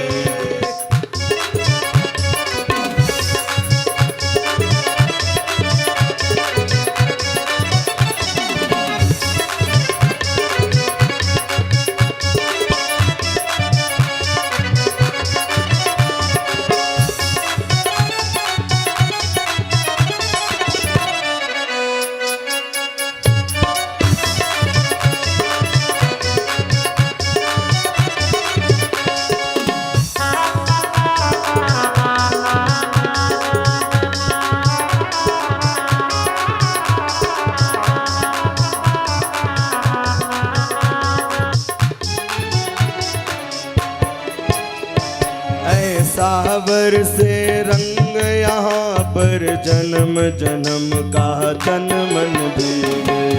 ऐसा बरसे रंग यहाँ पर जन्म जन्म का तन भीगे।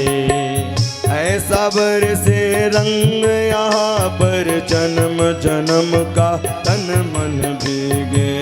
ऐसा बरसे रंग यहाँ पर जन्म जन्म का मन भीगे।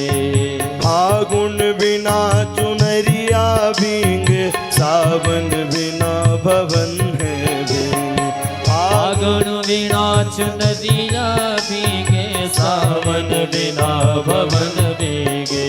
ओ फागुन बिना चुनरिया भीगे, सावन बिना भवन है भीगे। फागुन बिना चुनरिया भीगे, सावन बिना भवन भीगे।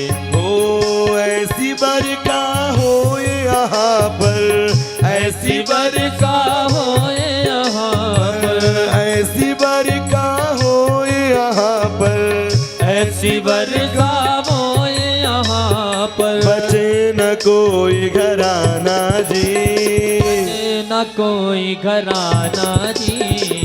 ये संतों का प्रेम डगर है, यहाँ सबल कर आना। ये संतों का प्रेम नगर है, यहाँ सबल कर आना जी। ये प्यासों का प्यास डगर है, यहाँ सबल कर आना जी।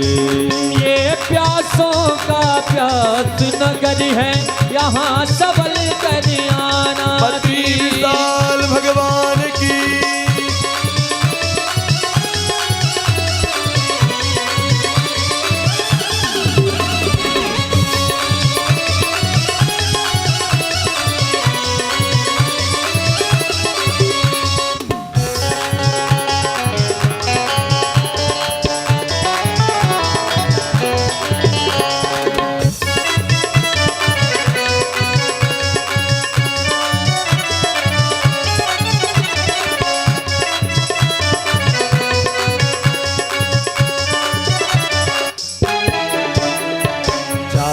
धाम का पुण्य मिलेगा इस दर शीस झुकाने में। चार धाम का पुण्य मिलेगा इस दर शीस झुकाने में। चार धाम का पुण्य मिलेगा इस दर शीस झुकाने में। चार धाम का पुण्य मिलेगा इस दर शीस झुकाने में। मजा है क्या वहाँ जीने में, जो मजा यहाँ मर जाने में। मजा है क्या वहाँ जीने में, जो मजा यहाँ मर जाने में। हाथ बांध कर मौत खड़ी है, हाथ बांध कर मौत खड़ी है। हाथ बांध कर मौत खड़ी है, हाथ बांध कर मौत खड़ी है। चाहे खुद मर जाना जी, चाहे खुद मर जाना जी। ये प्यासों का प्यास नगर है, यहाँ सबल कर आना जी। ये संतों का प्रेम नगर है, यहाँ सबल कर आना जी। ये प्यासों का प्यास डगर है, यहाँ सबल कर आना जी। ये प्यासों का प्रेम नगर है, यहाँ सबल कर आना जी। यहाँ सबल कर आना जी। यहाँ सबल कर आना जी। चार धाम का पुण्य मिलेगा इस दर शीस झुकाने में। जो मजा वहाँ जीने में, वो मजा यहाँ मर जाने। हाथ बांध कर मौत खड़ी है, हो हाथ बांध कर मौत खड़ी है। चाहे खुद मर जाना जी। ये संतों का प्रेम नगर है, यहाँ संभल कर आना जी। नारायण के पुत्र ब्रह्मा हुए और ब्रह्मा के ही पुत्र मरीचि हुए, मरीचि के ही पुत्र कश्यप हुए और कश्यप के ही वैवस्वत मनु हुए। इन्हीं के वंश में आगे चल करके सयारती हुए, इन्हीं के वंश में नभ हुए, नभ के नाभाग हुए और इन्हीं के वंश में अम्बरीश जी महाराज हुए। अम्बरीश जी महाराज एकादशी व्रत किया करते थे। दुर्वासा जी आए हैं और क्रोधित हुए दुर्वासा जी, चक्र पीछे लग गया। कृत्या नाम की राक्षसी आई, उद्धार कियो है। इन्हीं अम्बरीश जी महाराज के वंश में आगे चल करके युवनाशक हुए। और सूर्यवंश की विशेषता यह थी कि बिना पुत्र कामोष्टी यज्ञ के पुत्र नहीं हुआ करते थे, तो उनके यहाँ पुत्र हुए। भैया उस यज्ञ के जल को स्वयं पान कर लिया तो चीड़-फाड़ किया। चीड़-फाड़ करने के बाद इंद्र आए, तर्जुनी अंगुली पिलाया, वहीं से उनका नाम मानधाता हो गया। मानधाता के ही पुत्र मुचकुंद हुए, मुचकुंद के ही त्रिवंगत हुए, त्रिकंसु हुए। इन्हीं के आगे वंश में चल करके राजा हरिश्चंद्र हुए। सगर के दो पत्नी हुई, सुमति और केसनी। एक से मांस पिंड पैदा हुआ और एक से असमंजस का प्रादुर्भाव हुआ। कपिल मुनि के आश्रम में ले जा करके वह घोड़े चुरा के बांध दिया। सगर के पुत्र खनते खनते खनते सागर बना दिया साहब। लेकिन कपिल मुनि के नेत्र खुलते ही सगर के 60,000 पुत्र राख हो गए। असमंजस ने स्तुति की, असमंजस के अंशुमान, अंशुमान के दिलीप और दिलीप के भगीरथ हुए, जो गंगा लेकर के आए। कल कल निदान करते हुए, गंगा जी पहले आई नहीं रही थे, मेरे बेग को कोई सहेगा ही नहीं। भगवान भूत भावन भोले बाबा को ध्यान कियो है।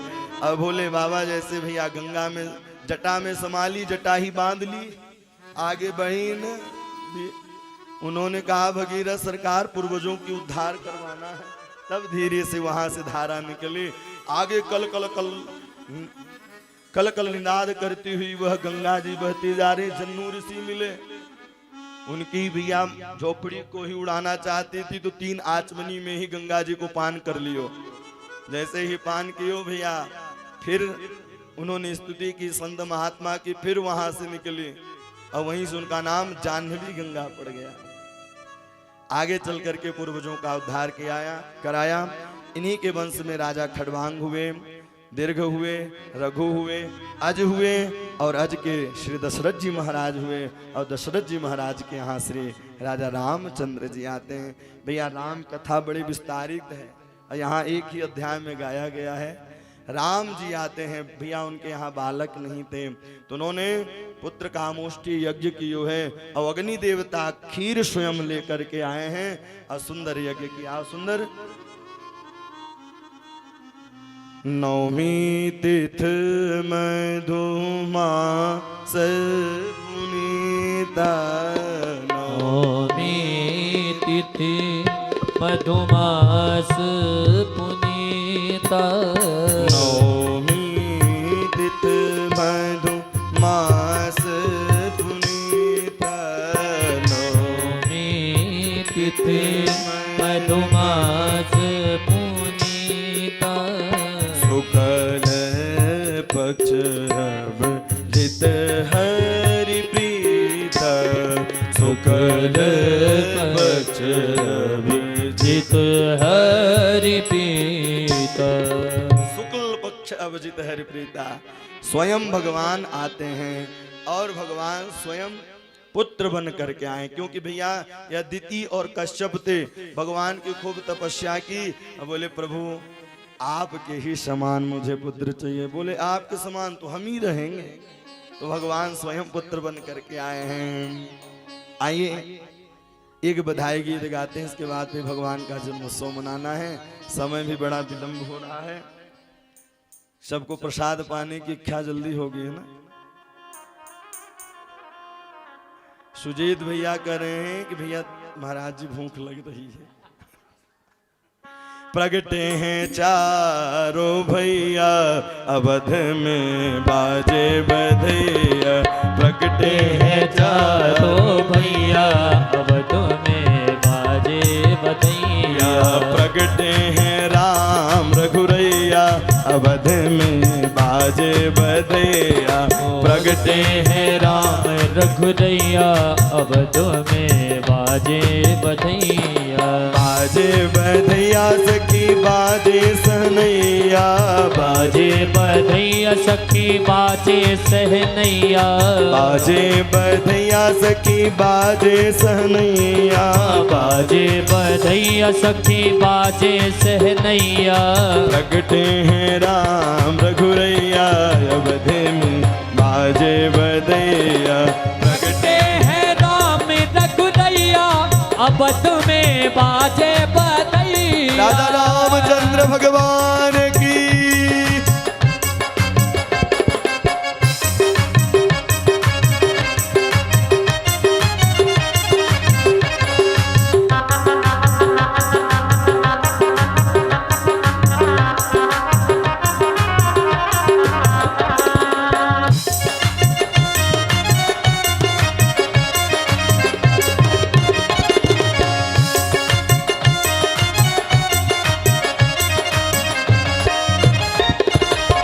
कौन लुटावे अन धन सोना, कौन लुटावे अन धन सोना। कौन लुटावे अन धन सोना, कौन लुटावे अन धन सोना। बाबा लुटावे रुपया अवध में बाजे बधैया। दशरथ लुटावे रुपया अवध में बाजे बधैया। संगम लुटावे रुपया अवध में बाजे बधैया। ओ संगम लुटावे रुपया अवध में बाजे बधैया। बाजे बधैया सखी बाजे सहनैया, बाजे बधैया सखी बाजे सहनैया। प्रगटे हैं राम रघुरैया अवध में बाजे बधैया। ओ प्रगटे हैं राम रघुरैया अवध में बाजे बधैया। राधे राधे।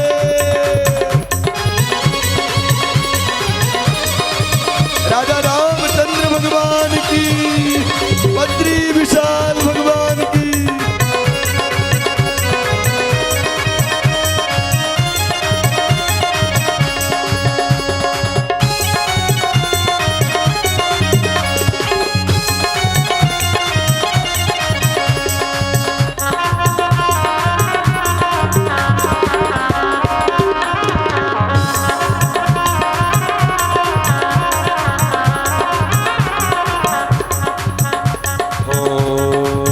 गलियन गलियन धूम मची है, गलियन गलियन धूम मची है। गलियन गलियन गलियन गलियन गलियन गलियन धूम मची है। गलियन गलियन धूम मची है। झिलमिल होत अटरिया अवध में बाजे बधैया। ओ प्रगटे हैं राम रघुरैया अवध में बाजे बधैया। प्रगटे हैं चारों भैया अवध में बाजे बधैया। ओ प्रगटे हैं चारों भैया अवध में बाजे बधैया। बाजे बधैया सखी बाजे सहनैया, बाजे बधैया सखी बाजे सहनैया। बाजे बधैया बाजे बधैया, बाजे बधैया सखी बाजे सहनैया। बाजे बधैया बाजे बधैया बाजे बधैया। बाजे बधैया बाजे सहनैया। लगते हैं चारों भैया अवध में बाजे बधैया। लगते हैं राम रघुरैया अवध में बाजे बधैया। बाजे बधैया बाजे बधैया बाजे बधैया।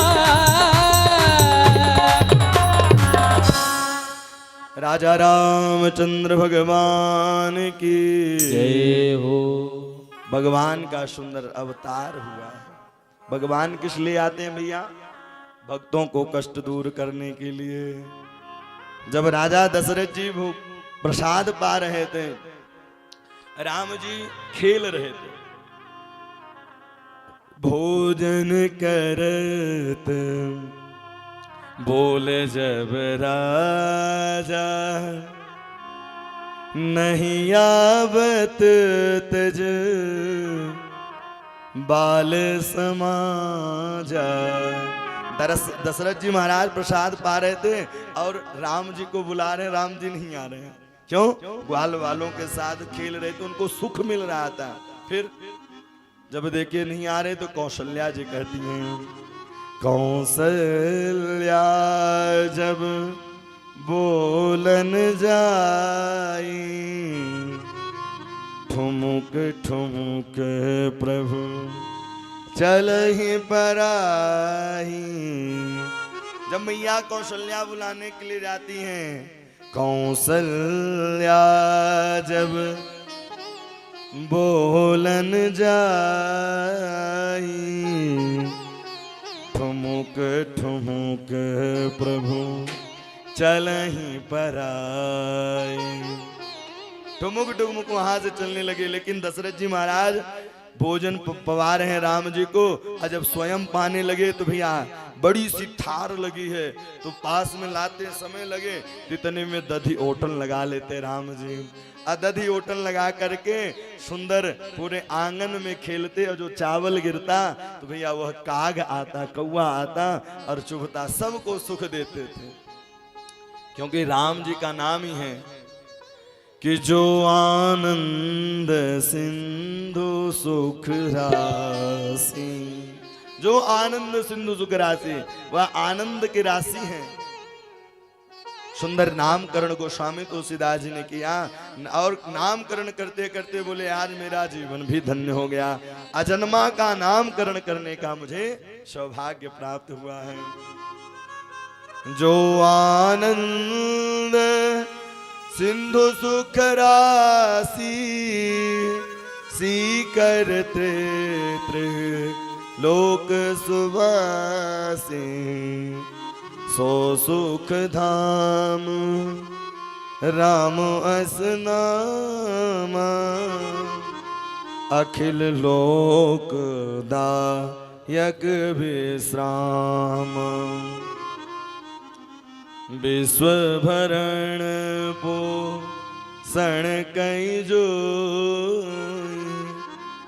ताकर नाम भरत अशु। सुंदर नामकरण किया है। लक्ष्मण जी का नाम बड़ा सुंदर लिखा है कि लक्ष्मण नाम उदार, लक्ष्मण नाम उदार, उनका उदारता। कहते लक्ष्मण जी बड़े क्रोधी हैं, भैया वो क्रोधी नहीं है, वह उदार मना है। राम जी को कष्ट न होने पाए इसलिए वह निरंतर अकड़ के रहते। भैया एक सीधा तो एक अकड़, जब रहेंगे तभी तो काम बनेगा, और दोनों सीधे हो जाएंगे तो काम चलबे वारो नहीं है। राम जी महाराज सुंदर जन्म उत्सव मनाया। जन्म उत्सव 6 महीने तक चले। विश्वामित्र जी लेने के लिए आते हैं। वही विश्वामित्र जी वशिष्ठ से कहते थे कि भैया तपस्या में बड़ी शक्ति है, लेकिन वन में रहने के बावजूद भी भगवान नहीं मिले, और उन्हें गृहस्थ जीवन में आना पड़ा दशरथ जी के यहाँ राम से मिलने के लिए। और ऐसे ही राम जी से मिलने के लिए राम जी को मांगा है। पहले तो मना कर दिए, लेकिन उन्होंने कहा कि यज्ञ की रक्षा के लिए, सनातन धर्म की रक्षा के लिए ही तो राम जी आते हैं। राम जी लखनलाल जी सुंदर गए हैं, और ताड़का का भी सुंदर उद्धार कियो है। और वहां जाकर के भैया हम मिथिला में पहुंचे हैं। आज हम मिथिला की रानियों ने वह सावली माधुर्य लावण्यता छटा को देखी है, सम्मोहित हो गई। सारे गोप गोपी आज मिथिला के बाजार में निकले हैं घूमने के लिए। रघुनाथ जी हैं घूमन के निकले मिथिला बाजार, मिथिला बाजार, भैया मेरे राम लखन। घूमने के लिए जैसे ही मिथिला बाजार निकले, सब लोग देख करके बड़े मोहित हुए। एक गोपी जाकर के किशोरी जी से बताई है, और यहाँ धनुष यज्ञ का आयोजन भी किया गया, विशाल सब जगह से आए हैं। लेकिन विश्वामित्र जी के साथ इधर रघुनाथ भी पहुंचते हैं, और गुरु के बड़े बड़े जब अमलात्मा भूपति सब हार जाते हैं तब गुरु जी से आदेश आज्ञा लेकर के वह जाते हैं और जितने में आंख की पलक झपटती है उतने में ही धनुष को उठाया है और भंजन कर दिया। जैसे ही भंजन किया पुष्पों की वृष्टि होने लगी, देवता लोग पुष्प बरसाने लगे। अब भगवान का सुंदर माल्यार्पण हुआ। इसके उपरांत श्री जनक जी महाराज ने अपने मंत्री को भेजा है और मंत्री को पत्रिका लेकर के भेजा अयोध्या। वहां से बाजे गाजे के साथ आ रहे हैं, लेकिन सब लोग दूल्हा ढूंढ रहे हैं। दूल्हा तो थे ही नहीं। राम जी और लखन लाल जी पहले से ही मिथिला में थे। भरत जी दिखाई दे, कोई बोले दूल्हा कहाँ, बोले पीछे है, कोई बोले कहाँ है, बोले बीच में है, कोई बोले आगे है। इतनी विचित्र बारात की दूल्हा ही नहीं। और सुंदर जब बारात पहुंची है, एक सुंदर वहां भोजन प्रसाद और सुंदर वहां पवाई है। इसके बाद वहां से विदाई हुई।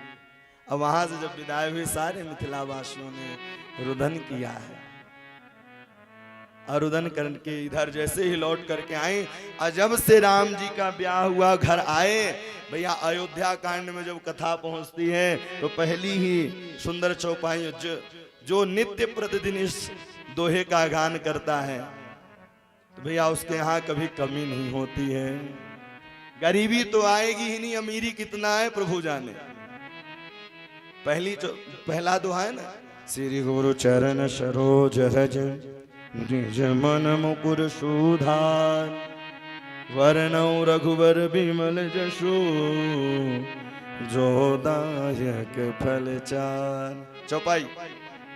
जब ते राम ब्याह घर आए, जब ते राम ब्याह घर आए, नित नव मंगल मोद बधाए, नित नव मंगल मोद बधाए। भुवन चारी दस भूधर भारी, सकित में खबर सह सुख बारी, सिद्धि नदी सुहाई, उबग अवधम बुध कहि आए। बोले जो इस चौपाई का नित्य प्रतिदिन गान करता है भैया उसके यहाँ कभी कमी नहीं आती। इसलिए राम के नाम पूर्ण लीला धाम का निरंतर चिंतन करना चाहिए, है? करना चाहिए ना भैया। बारात आई है, बाराती में बाबा लोग सब लोग आ गए हैं, इसलिए मन हो रहा है कि गीत गुनगुना दिया जाए, है? आज मिथिला बड़ा सुंदर। आज मिथिला नगरिया निहाल सखिया, हानि हाल सखिया, चारों दूल्हा में बड़का कमाल सखिया। आज मिथिला नगरिया निहाल सखिया, आज निहाल सखिया, चारों दूल्हा में बड़का कमाल सखिया, चारों दूल्हा में बड़का कमाल सखिया। चारों दूल्हा में बड़का कमाल सखिया। आज मिथिला नगरिया निहाल सखिया, ओ मिथिला नगरिया निहाल सखिया, चारों दूल्हा में बड़का कमाल सखिया। ओ चारों दूल्हा में बड़का कमाल सखिया। चारों भैयाओं की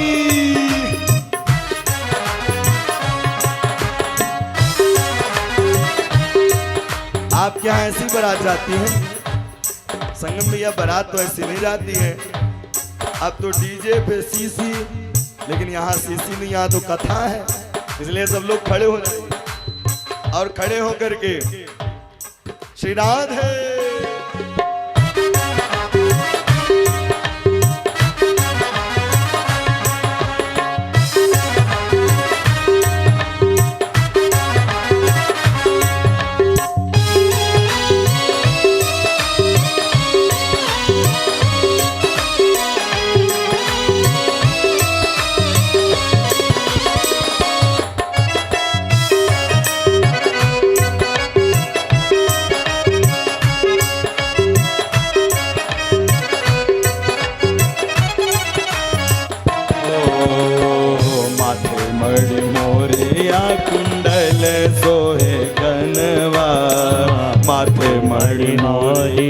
कुंडल सोहे कनवा। कारे कारे खजरा रे जुलमी नयन बा। कारे कारे खजरा रे जुलमी नयनवा। कारे कारे खजरा रे जुलमी नयनवा। लाल चंदन सोहे इनके बाल सखिया हो लाल चंदन सोहे इनके बाल सखिया। वो चारों दुल्हा में हो कमाल सखिया। चारों दुल्हा में बड़का कमाल सखिया। आज मिथिला नगरिया निहाल सखिया। ओ निहाल सखिया। वो चारों दुल्हा में बड़का कमाल सखिया। वो चारों दुल्हा में बड़का कमाल सखिया।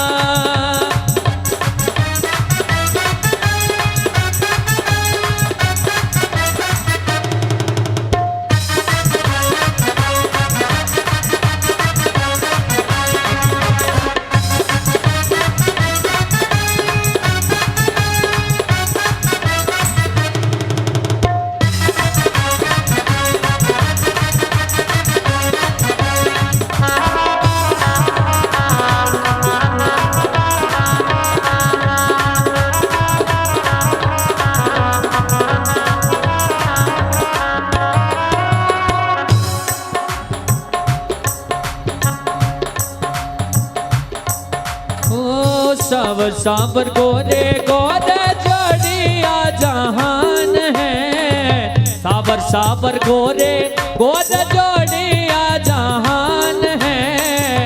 अखियां न देख ली हो सुन ली हाँ कान है।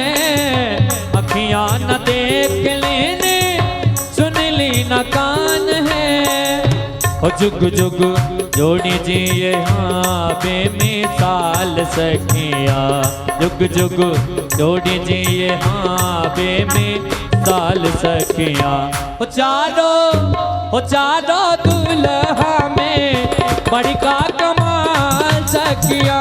चारों दुल्हा में बड़का कमाल सखिया। आज मिथिला नगरिया निहाल सखिया। आज मिथिला नगरिया निहाल सखिया।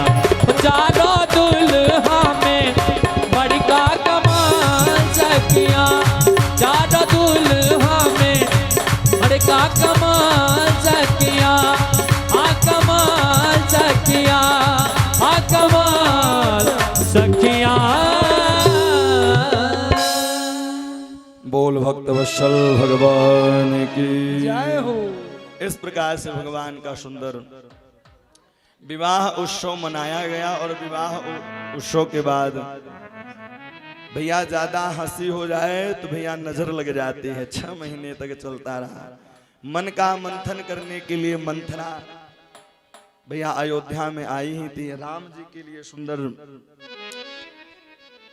राज्याभिषेक होने वाला था, लेकिन वह कैकेयी के पास जाकर के कहा वन मांग लीजिए।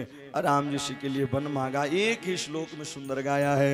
आदौ राम तपोवनादिगमनम हत्वा मृगम कांचनम वेदेहि हरणम जटायुमरणम सुग्रीव संभाषणम बालिनी ग्रहणम समुद्र तरणम लंकापुरी दाहनम पश्चाद रावण कुंभकर्ण हननम में तद्धिरम रामायणम।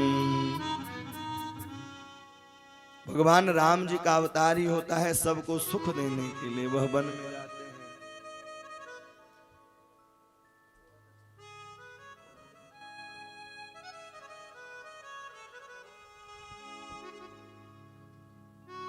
बोल वृंदावन बिहारी लाल की जय हो।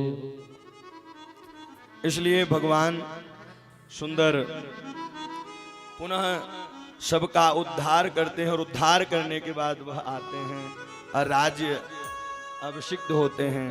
अब पुनः रामराज लौट करके आता है। सुखदेव जी कहते हैं राजन, इधर नारायण के पुत्र ब्रह्मा, ब्रह्मा के पुत्र अत्रि, अत्रि के पुत्र चंद्रमा, और चंद्रमा के ही पुरुरवा हुए और पुरुरवा के ही 6 पुत्र हुए। और इन्हीं आगे चल करके देवमीढ़ हुए, और देवमीढ़ अर्जन्य और परजन्य। और इधर सूर्यसेन के यहां वसुदेव जी आते हैं। उग्रसेन की पत्नी गर्भवती थी और द्रुमिल नाम के राक्षस का छाया पड़ा। और जब उसका छाया पड़ा तो ब्राह्मणों ने कहा जो बालक होगा बड़ा नास्तिक होगा। कालांतर में वह बालक हुआ जिसका नाम कंस पड़ा।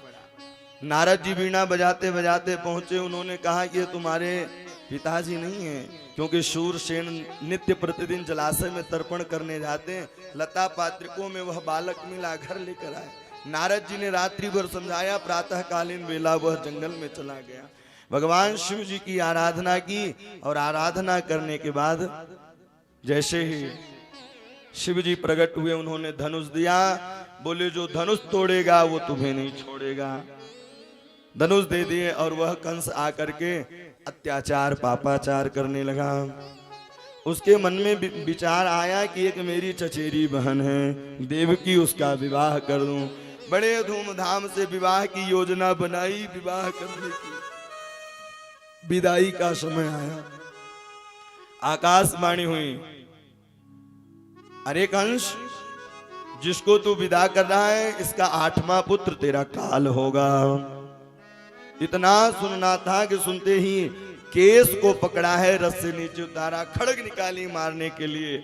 वसुदेव जी हाथ जोड़ करके खड़े हो गए। उन्होंने कहा, राजन, एक राजा होकर के एक अबला पर खड़ग चलाना, अबला का वध करना, यह कहाँ का न्याय है? और फिर आप कहते हो मृत्यु। इस संसार में केवल एक ही सत्य है, वह है मृत्यु। मृत्युर्जन्म बताम वीर देहे न सहजायते। संसार में केवल एक ही सत्य है, वह है मृत्यु। मृत्यु के सिवा कुछ भी सत्य नहीं है। बोले ठीक है, हमें भाषण नहीं सुनना, लेकिन मेरा भी एक कहना है कि आप लोग कारागार में रहेंगे।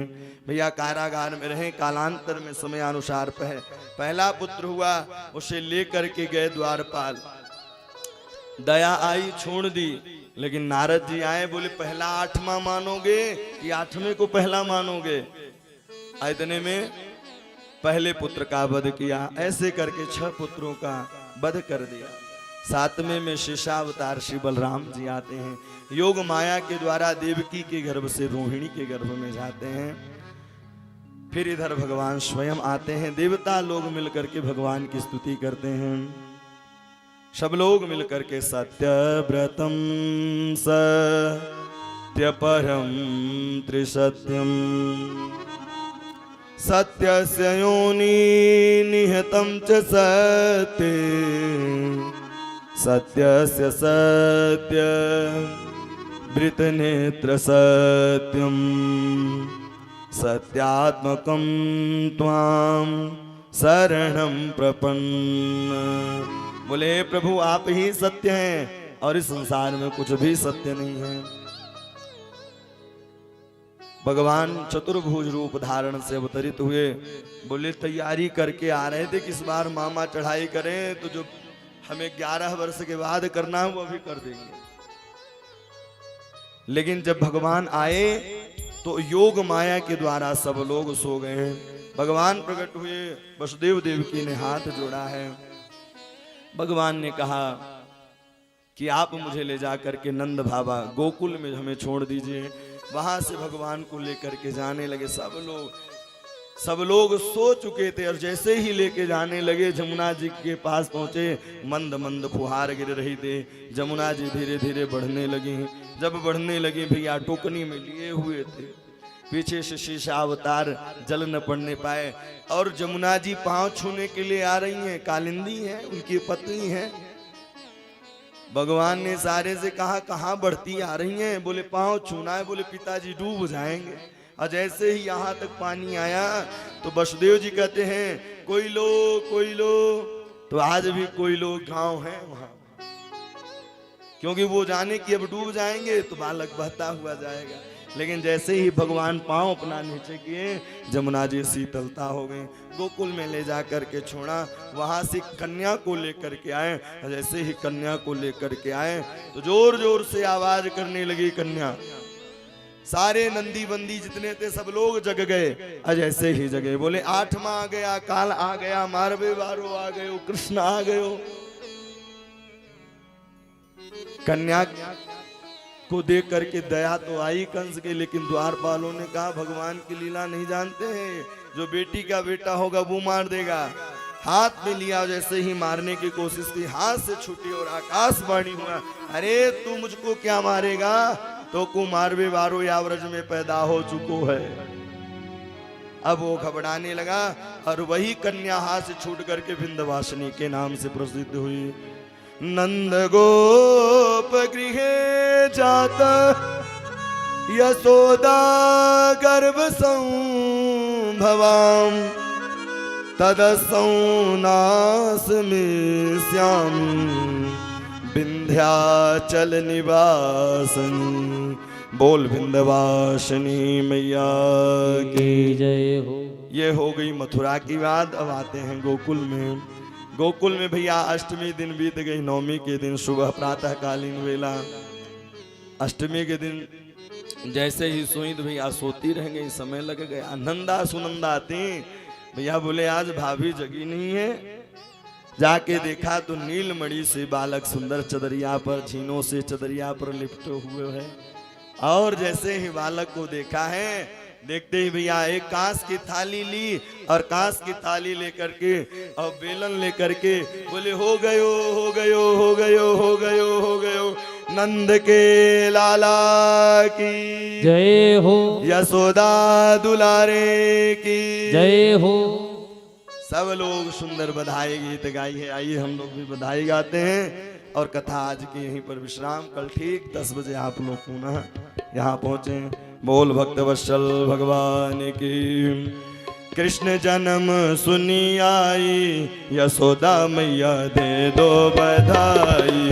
कृष्ण जन्म सुनी आई, यशोदा मैया दे दो बधाई। कृष्ण जन्म सुनी आई, यशोदा मैया दे दो बधाई। कृष्ण जन्म सुनी आई, यशोदा मैया दे दो बधाई। दे दो बधाई मैया दे दो बधाई। दे दो बधाई मैया दे दो बधाई। दे दो बधाई मैया दे दो बधाई। लाल जन्म सुनी आई, यशोदा मैया दे दो बधाई। कृष्ण जन्म सुनी आई, यशोदा मैया दे दो बधाई।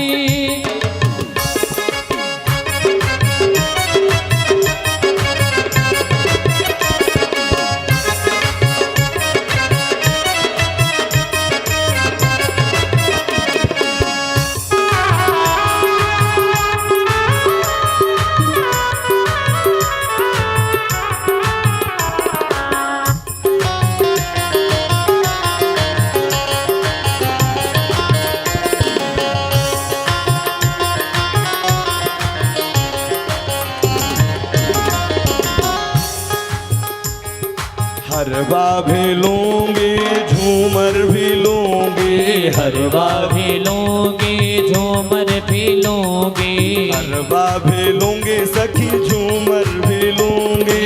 हरवा भी लूंगी सखी झूमर भी लूंगी। संगम भैया नथनी की हो नथनी के दे दो कढ़ाई। यशोदा मैया दे दो बधाई। ओ लाल जन्म सुनी आई, यशोदा मैया दे दो बधाई। कृष्ण जन्म सुनी आई, यशोदा मैया दे दो बधाई। नंद के लाला की, यशोदा दुलारे की।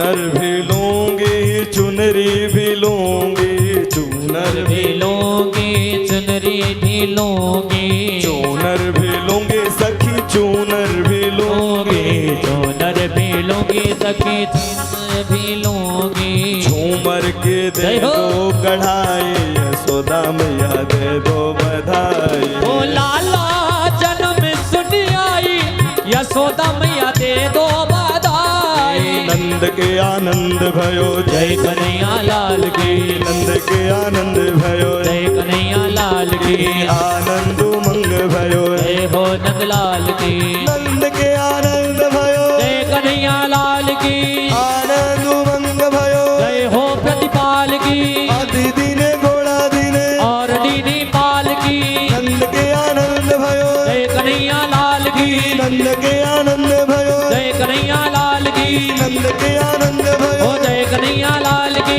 नंद के आनंद भयो जय कन्हैया लाल की नंद के आनंद भयो ओ जय कन्हैया लाल की नंद के आनंद भयो जय कन्हैया लाल की नंद के आनंद भयो जय कन्हैया लाल की बद्री विशाल भगवान की जय हो नंद के लाला की जय हो यशोदा दुलारे की जय हो कृष्ण कन्हैया लाल की जय हो राधा रानी की जय हो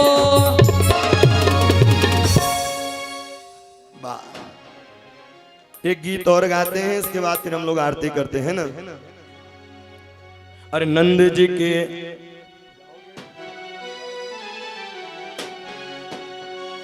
हो सौ बार बधाई यारों सौ बार बधाई यारों लाखों बार बधाई नंद जी के नंद जी के नंद जी के अंगना में बजी रही आज बधाई नंद जी के अंगना में बजी रही आज बधाई सौ बार बधाई यारों सौ बार बधाई यारों लाखों बार बधाई नंद जी के नंद जी के नंद जी के अंगना में बजी रही आज बधाई नंद जी के अंगना में बजी रही आज बधाई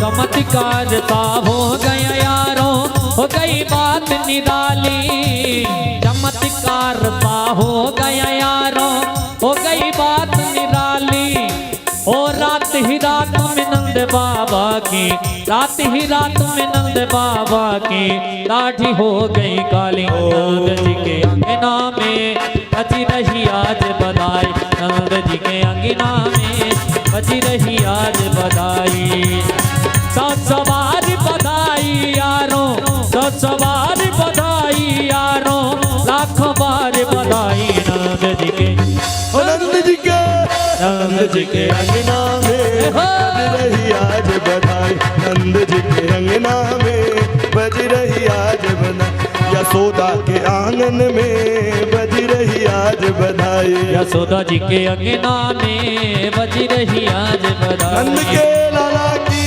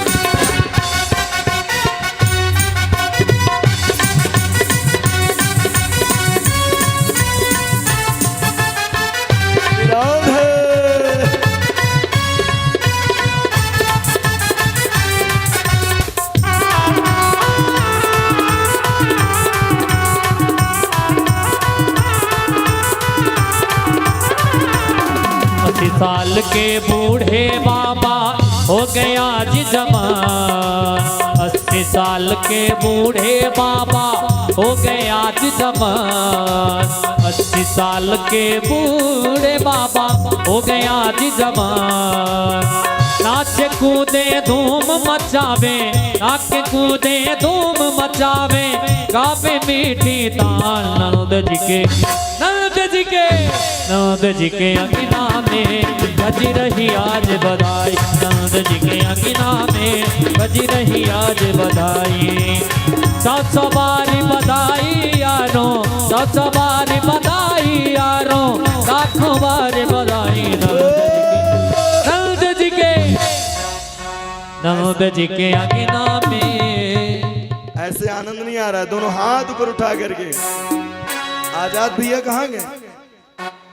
दोनों हाथ उठा करके झूमते हुए और नंद जी के, हो नंद जी के, हो नंद जी के अंगना में बज रही आज बधाई। नंद जी के अंगना में बज रही आज बधाई। यशोदा के आनंद में बज रही आज बधाई। यशोदा जी के अंगना में बज रही आज बधाई। नंद के आनंद भयो, कन्हैया लाल की आनंद मंग भयो, हो प्रतिपाल की। नंद के आनंद भयो, कन्हैया लाल की। नंद के आनंद भयो, कन्हैया लाल की। नंद के आनंद भयो, कन्हैया लाल की। नंद के आनंद भयो, कन्हैया लाल की। नंद के आनंद भयो, कन्हैया लाल की। नंद के आनंद भयो, कन्हैया लाल की। कन्हैया लाल की।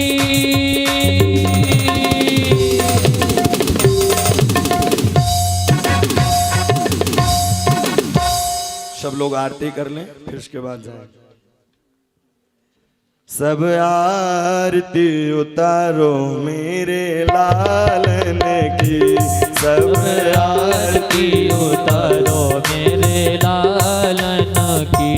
सब आरती उतारो मेरे लालन की, सब आरती उतारो मेरे लालन की। हो लालन की गोपालन की, हो लालन की हो गोपालन की।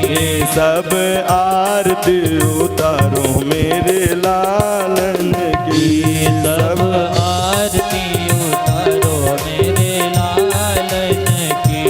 सब आरती उतारो मेरे लालन की, सब आरती उतारो मेरे लालन की। आरती वहीं पर दे दीजिए ना, दूर से ही आरती कराइए, दूर से आरती कराइए।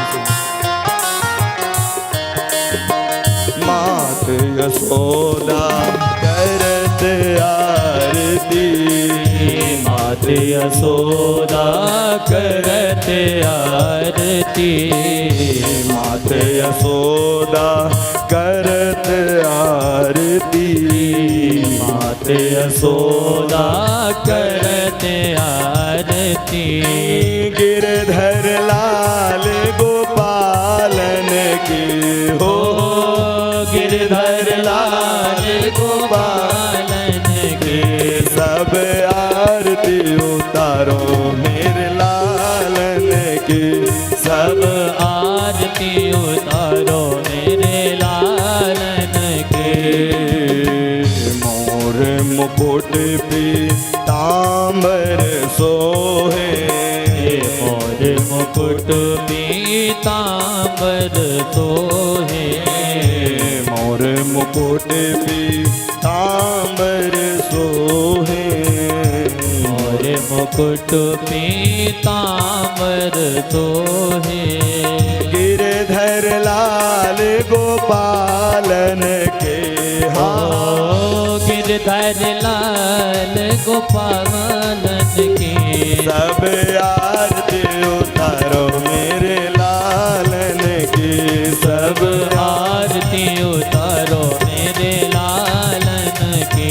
सब आरती उतारो मेरे बद्री विशाल की, सब आरती उतारो बद्री विशाल की।